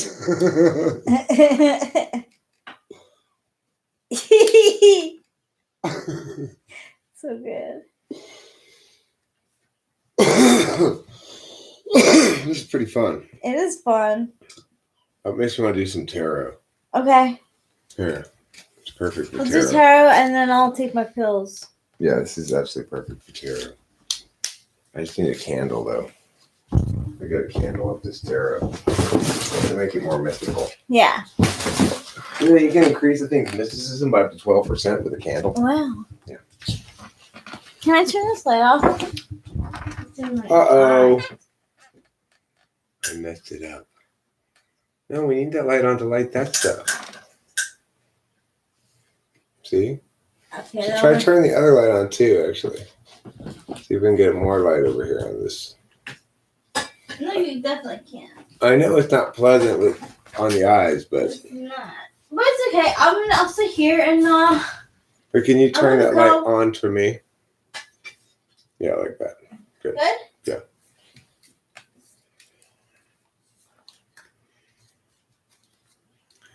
Hi, and welcome to Mysticism Tarot. I'm your tarot yogi, Bagadishu.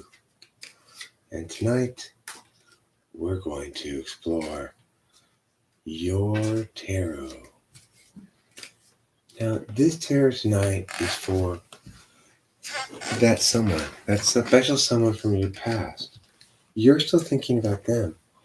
Are they still thinking about you? We're going to find out tonight with the tarot. In Mystical Tarot, a land of bridges and castles. As you can see, these waterfalls back here, I used to go catch fish down there when I used to live right there, in that place right there. See where I'm pointing? I used to live in that house. I used to walk down here every morning. I'd almost fall to my death. Wow. My dad That kept is saying, quite a cliff. my mom kept saying to my dad, why don't you build a fence there? So why do we let him play over there? It's very dangerous. But, I survived. It was far. It was fine. I'm glad. Yeah. I'm glad everything worked out for you. Yours is today? Happy birthday. Happy birthday, Elijah. Okay, so for this tarot reading, we are going to have 3 choices. Use your mystical feelings inside of you. You choose choice 1. Oh, you could see it. Never mind. Never mind, you can't. That's cheating. You can't choose it. You can't know it ahead of time. Mm-hmm. Do you choose choice Good for you. choice 1? Mana card? That's choice 1. Choice 2? Do you choose choice 2? Mana card? That's choice 2. Or do you choose choice 3? Not that one. That one showed. That's a cheating move. Choice 3. This one. Which one do you choose? Choice 1, 2, or 3?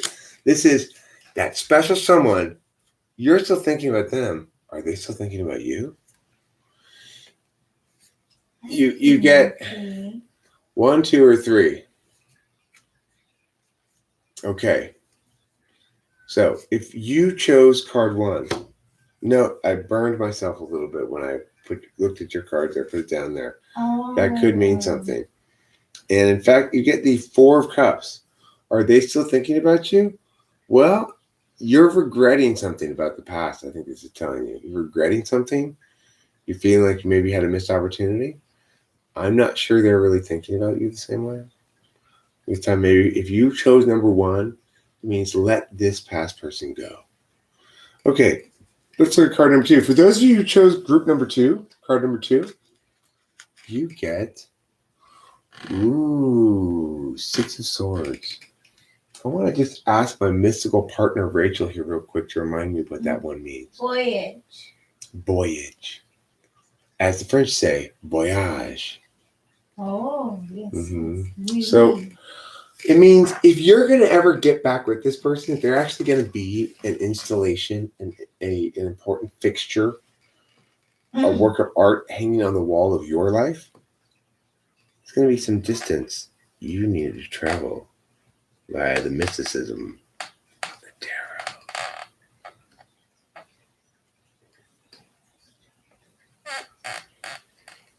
Okay, now let's see about group number 3. If you chose group number 3, if you chose number 3, this is this person from your past, you're still thinking about them. Are they still thinking about you? You got this one.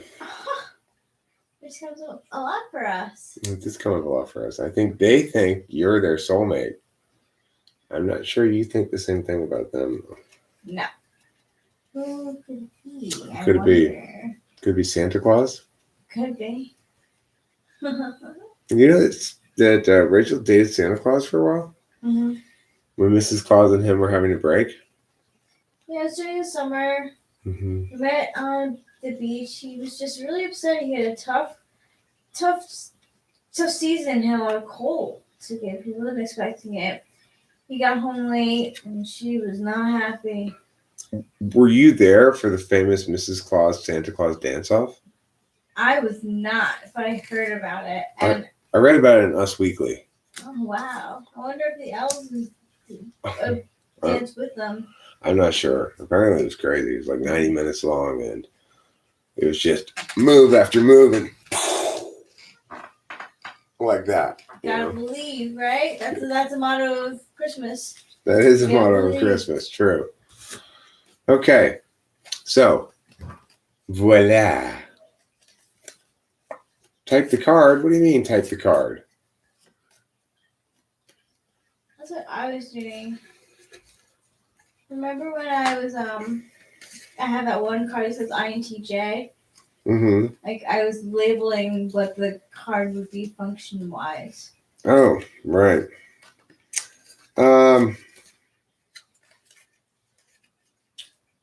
Please type the card, the numbers. What are the numbers of the cards? I don't know what the numbers of the cards is. Oh, well, that one was, what was that last one? 6 of rods. Or cups, I'm sorry. We had the 6 of swords, we had the 4 of cups, and we had the 6 of cups, the one that's marriage. Mm-hmm. It's like soulmate, past friendship, kinship. So the numbers would be 6, 4, and 6, respectively, with the suits being. I'll show you the cards. This one. Yeah. 4 of Mias. This one. 6 of Mias. And it was this one. 6 of Mias. How do you spell booyah? Booja or something? What's booja? Good girl. Good girl. I don't know what booja is. You mean mya? Mya is spelled M-Y-A-H. If you're curious about that. Oh. Okay, the tarot speaks. Now for this one, we're gonna do a poll for your that project you're working on. Is it a good project? Is it a bad project? Is it a successful project? How's it coming? Is it going to be successful? Is it going to be unsuccessful? Are all your hopes and dreams in the wrong basket? Do you have your eggs in the wrong basket? The tarot will tell us. Let's find out. Oh, Sarah, you're so funny. Thanks, sweetheart. If you choose group number 1, you choose that one. This one. Oops. I'm dispelling the illusion. I'm choosing number 1. Okay, you're choosing number 1. Now,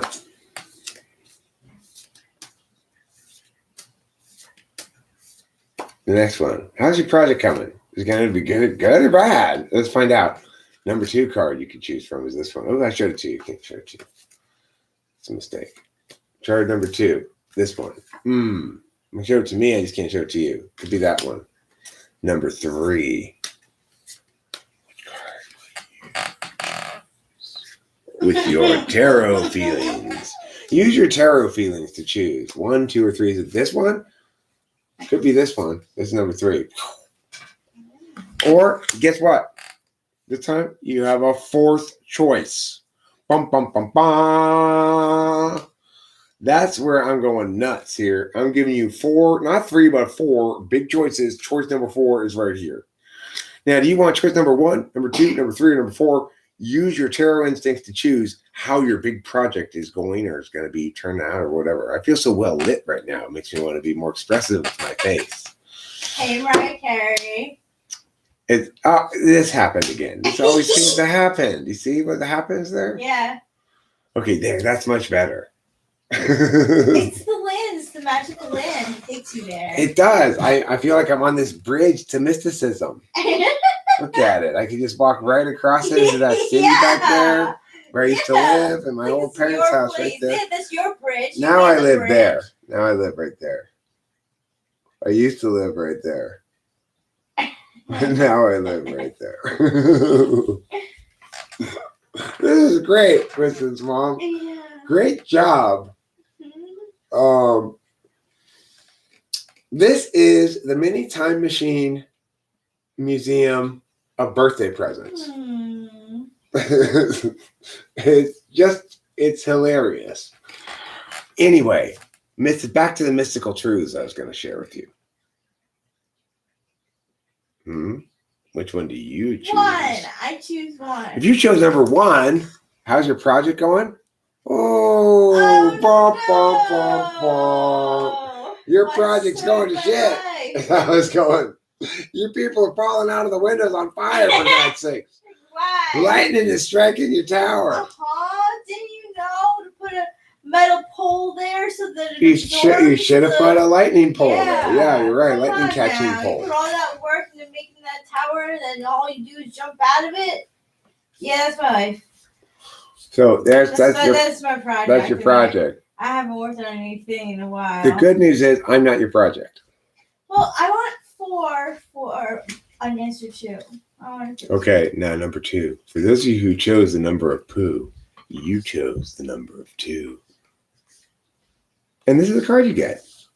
You get 9 pentacles. 9 pentacles is a lady sitting here. You can see she's got a cup of tea. She's in a good SI place.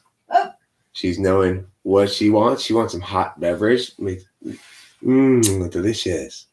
And she has, as you see, she has bedazzled her windows with golden pentacle shapes. Probably because, what do you think those things are?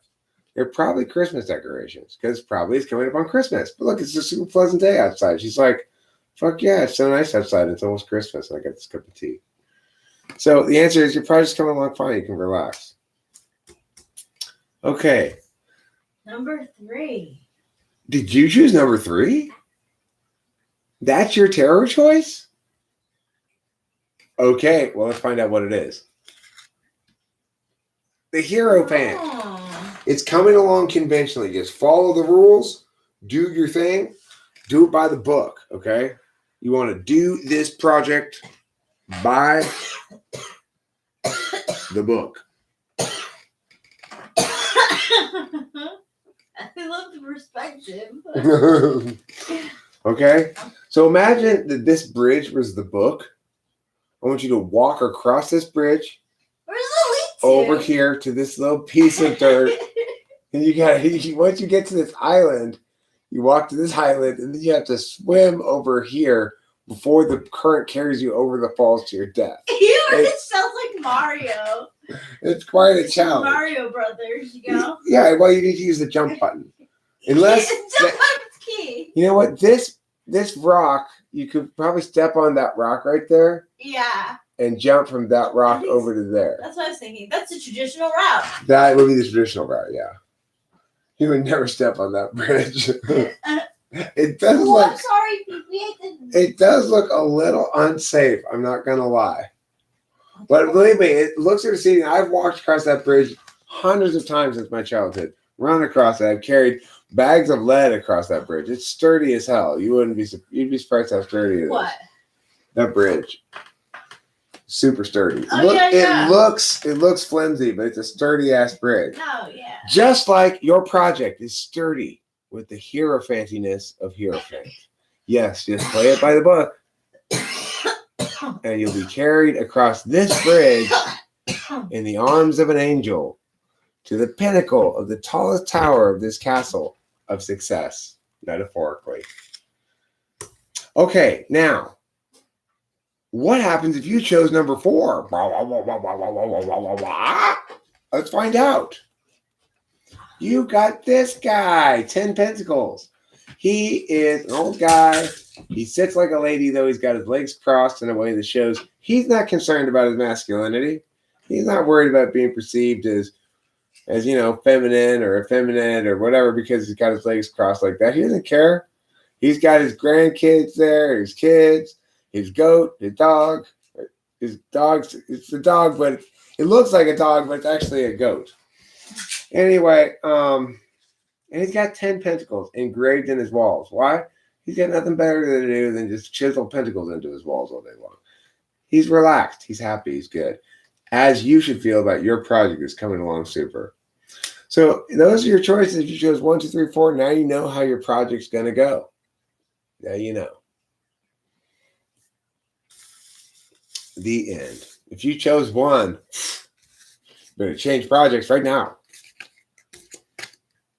This is all according to Jung. Yes, this is the truth of Jung.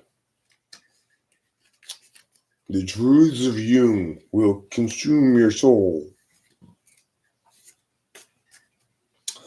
Okay, one more tarot question. We're going to have 3 choices for.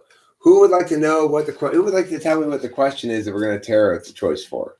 I've done that. Someone you're still thinking about. Are they still thinking about you? And then I did, how's your project at work coming? That's good. Now, what's the third question? Those are ones I copied from seeing videos pop up, either recommended videos or seeing Rachel watch videos that have those kind of questions on them. Can you give me another example of a common question like that they do? Your crush. Yeah.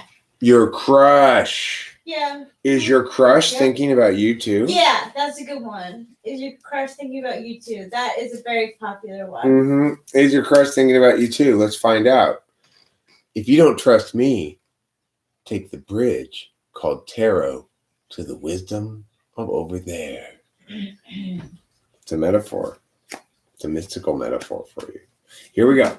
Do you choose choice number 1? Do you choose choice number 2? Do you choose choice number 3? Or don't burn yourself, Eric. Or choice number 4. Okay, which one do you choose? 1, 2, 3, or What's the question 4? again? Your crush, are they thinking about you in the same way you're thinking about them? Or do they just see you as a friend or something like that? Or do they hate you? You know, you have a crush on somebody. Oh, I've got a crush on that person. Now, the answer is 1, 2, 3, or 4. We'll tell you the tarot truth about your destiny. I'm going with 3. Okay. Let's find out what the tarot says. If you choose, okay, if you go ahead and fast forward. Hi, group 1. You chose number 1. Now, let's find out if your crush is thinking about you the same. Yow. Flag card. I think this means that your person is reading your signals loud and clear. Mm-hmm. Probably they're considering it, but I wouldn't bother trying to signal to them any further that you like them. Mm-hmm. You've made that clear enough. Mm-hmm. You just have to be a wait and see. This is a wait and see answer for group 1, okay? If you chose 1, the answer about your crush is basically wait and see. They are aware that you like them. And they're mulling it over with their friends and stuff. They're not even talking about you. They're Right. definitely talking about you. You know, it would be not a bad idea to be really cool near them in some naturally occurring way without actually interacting with them. Yeah, Yeah. Exactly. They might have friends, send you a text message. Hey, my friend sent you. Just definitely, at this point, let them make the first move. Okay, yeah. Group number 2.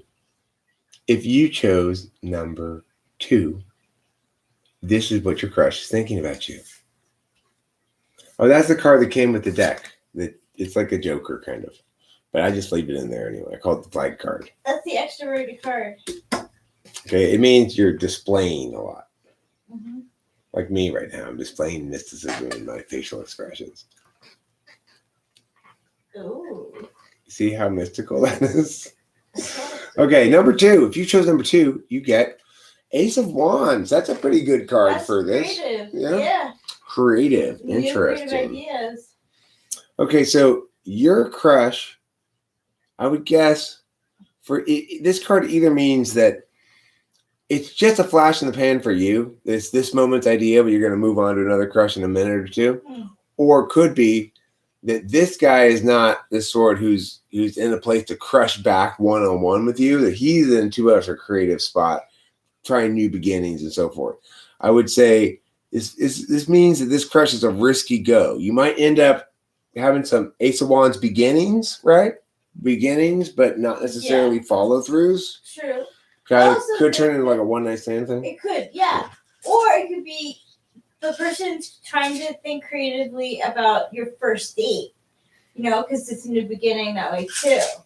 So that could be as well. Yeah, thinking up ideas for taking you out, or we'll see. Okay, good. If you chose number 3, I chose number 3. and your crush is to the Liz. My crush is thinking I think your crush me. likes you back, Rachel. Aww. Thanks, Mr. Look, he's looking right at her boobies. You see that? Look where his eyes are. You see that? Yeah. They're right on those T-dolls. They're right on Las Titas. Las montañas de tetas. And she's like, ooh, you're looking at my titties, huh? And he's like, oh, yeah, I am. What's this angel doing here? Who else chose that? I don't know. You chose 3. That means you're on. It's on like flan. Okay? It's on like flan. Okay, now, if you are in group number 4, the chariot. What does this tell us? Probably not. Okay, well, it tells it's could be misleading if you read too much either way into this card, because it could be either way. It could be you need to move now and try to get on this person, or it could mean this person's too impermanent. You're not going to get anything more than just a momentary worth of touch from them. So it could mean either thing. It's pretty much useless in that regard. What I want you to do is trust you're your. getting an answer somehow, though. Like he's coming towards you. Well, that's true. What the answer is, you don't know. It's looking like there's going to be some sort of action between the two of you. I would say trust your tarot instincts to walk this tarot bridge. This time, go from over there and use your tarot instincts and walk all the way over to here. And join me on this side of the bridge where I'm standing. I'm standing over here on this side of the bridge. It's a better place to be. So anyway, chariot, I'd be worrisome. Now look, the one that's really encouraging here is number 3. If you chose number 3 as my beloved, delightful, royal and regal, majestically delightful, delicious, and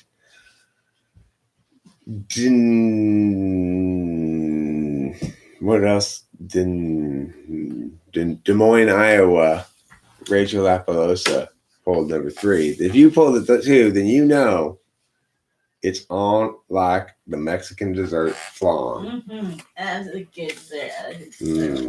You know who else likes it? Monica from Friends. Oh.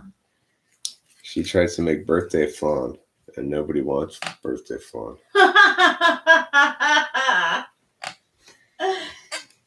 Okay. I'm enjoying this magical pull here. Me too. I want you to pick one. I'm going to pick one. First, I'll do this. Okay, we've got Uno. I'm not looking. I'm just putting. We got Dos. I'm not looking. I'm just putting.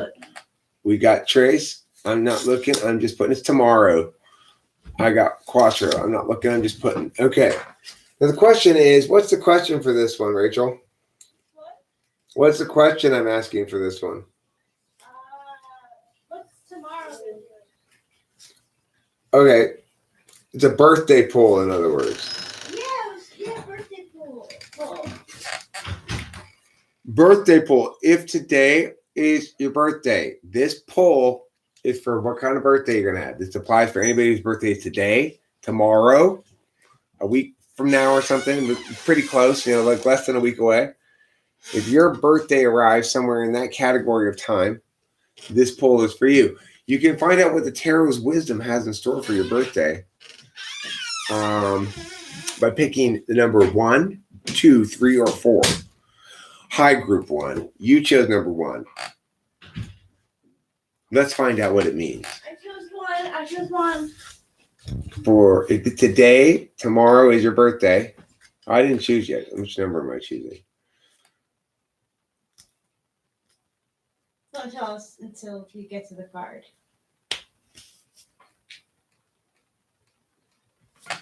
I didn't choose number 1. Here's number 1. If this is your birthday, or tomorrow, or whatever, you can expect a birthday full of bridge walking. Yes, for your birthday, you have won an all expenses package paid tour of the bridges of your local park or university area where you can walk on bridges. And you'll have a stick in your hand, and you'll leave your swords at the bridge, and you have to go back and get them again later because you forgot about them and left them there. Not really the best birthday surprise for you, but not too bad. Well, it's the voyage card. That's like maybe you'll take a trip, get outside for a little bit. Don't let the COVID take over your birthday. Like, go ahead. Go with your plans. See, I tend to think of all the middle cards of the swords as being negative from like Hmm. 5 or so Yeah. through like Jack. Yeah, they do start to do that. I don't know why. I just get a sense of the sword cards in here, kind of Well, I don't know. We've had luck with that card though, because we had that card a couple times when we were going to Vegas or Palm Desert, and you know. But you know what else I see in this card is I see this person ignoring this beautiful fishing spot that's underneath the bridge. That's what I'm thinking. Yeah, That's why I get out, go fishing maybe. reminds me of when I used to fish right there, fish right at the edge of this waterfall. I figure the fish would try to eat my bait as they were falling over the waterfall.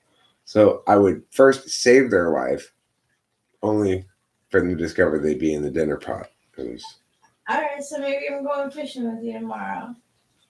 temporary. That was the thing. This one is about not paying attention to the fishing spot, though. So that's what makes I think you're kind of an iffy one. Okay. Now, granted, note, these polls are specifically for people whose birthday it is today or tomorrow. Since it's not your birthday today or tomorrow. I want to celebrate though. You are going to celebrate. We're going to celebrate together. We're going to celebrate by bringing our love together with the fiery ignition of romance, and it's going to blossom into an explosion of glory.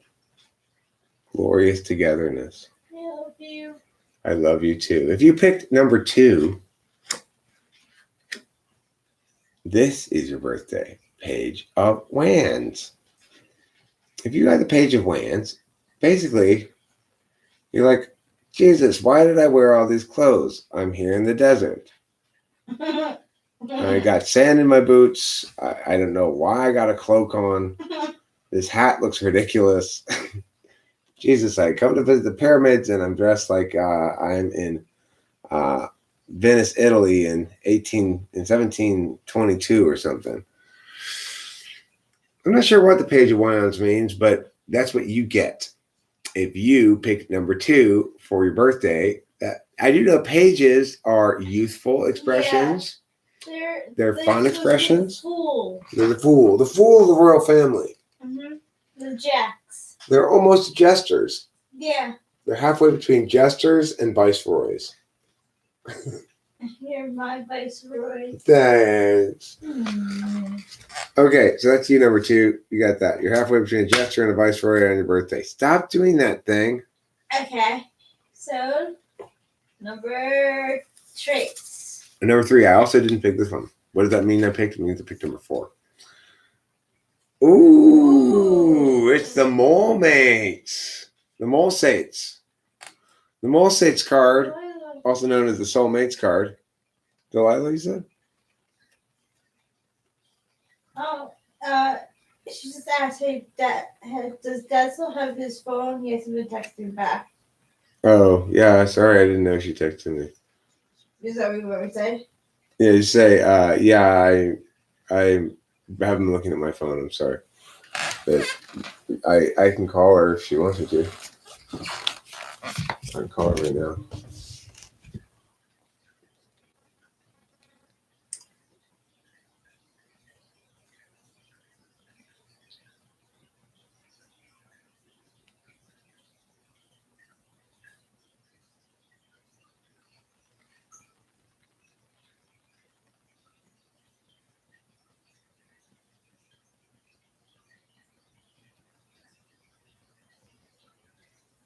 Okay.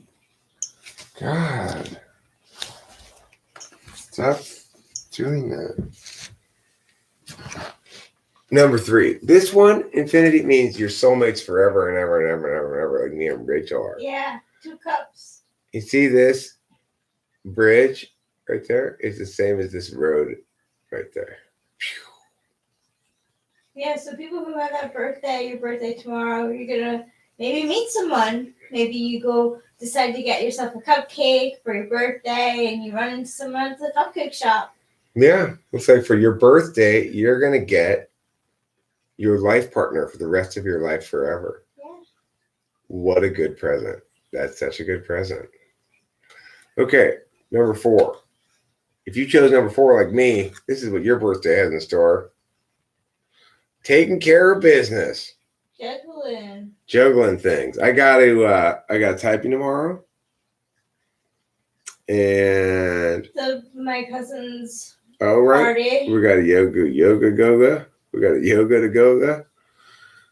It's a yogurt yoga. It's my cousin's first time doing yoga too, actually. It's her first time eating yogurt as well. So we're gonna have a yoga party where we eat yogurt concurrently. All right, so I'm gonna probably excerpt these sections, these questions, into little tarot videos that I'm gonna publish. We'll see how that comes out if I do that or not. I might. Yeah. I also want to just do one last pull here for Winston's mom. Yeah. Since she's responsible for this glorious ridiculousness. This is such a great backdrop. I can't believe how ridiculous it is. What was all a joke? Infinity? No. The page stands still, his staff firmly planted on the ground. Sug, that while he is inspired by the potential growth represented by the sprouting staff, he has not yet taken action with his inspiration. He's so energized by his ideas that he can make anything happen and isn't limited by his circumstances. Oh, that's cool. It's good to know about that. There are no jokes, ? Only meta jokes. This is a card I pulled for Winston's mom. She's Knight of Swords in it.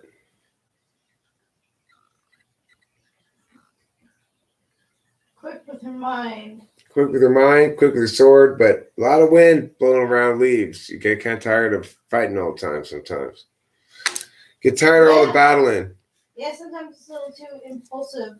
You're just like, come on, bros. Hate the game, not the player. Right? Here's another card for you, Mrs. Mom. You got the guy who's got his pentacles all lined up. 8 of Pence. 8 of Pence is heaven sent.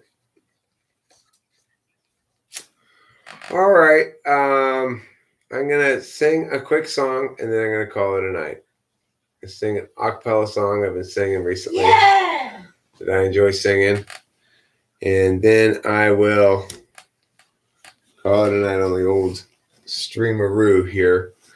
Where is my Ms. House? There it is.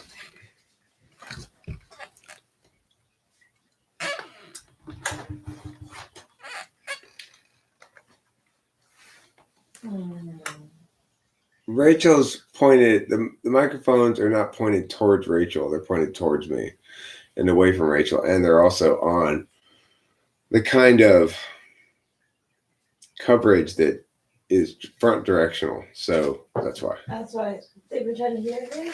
Well, they're saying that basically Nicholas Watson is commenting on the difference in the frequency spectrum available in your voice and mine because you're sitting behind the mics and I'm sitting in front of the mics. I hear it. Thanks, ? Anyway, here's the final song of this live stream. The song I've been singing lately because it reminds me of my childhood and my time in the Pasadena Boys Choir when we sang this song.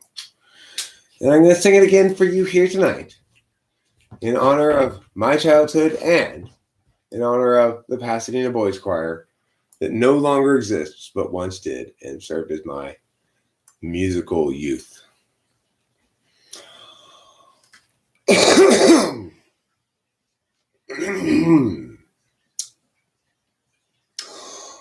And did those feet in ancient time walk upon England's mountains green? And was the Holy Lamb of God on England's pleasant pastures seen? And did the countenance divine shine forth upon our clouded hills? And was Jerusalem builded here among these dark satanic mills. Bring me my bow of burning gold. Bring me my arrows of desire.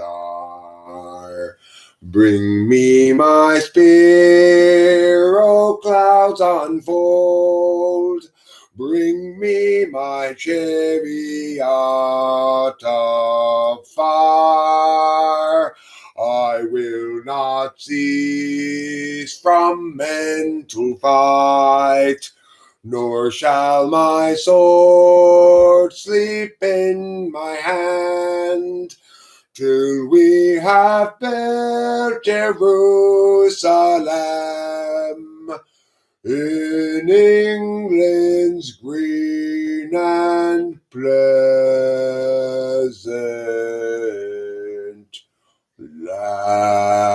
land. Thank you, Rachel. Thank That's you. Great. Thank Never heard that you. before. That's Jerusalem by some old composer guy who wrote a song using William Blake's poem. Oh. William Blake's poem was originally written not as a song. The melody he made up to fit this poem. Wow. It's a great song, That's I think. special. It's a good one. It is. I like it I like a it a lot. lot. You sing it very well. Thank you. I used to sing in a boys' choir when I was a little boy. Oh, I'm so glad for the picture of you. Yeah. One of these days I'll upload and play some recording of the Pasadena Boys Choir. I should include that because there are probably other people from my era who are interested in seeing those, hearing the little recordings. Mm-hmm. My dad kept them all. We have them around. Oh, So, okay, that's it for tonight. I'm calling it an evening. Adieu, my friends. Adieu. And thank you again, Winston's mom, for the spectacular backdrop. I appreciate it immensely. bye, guys.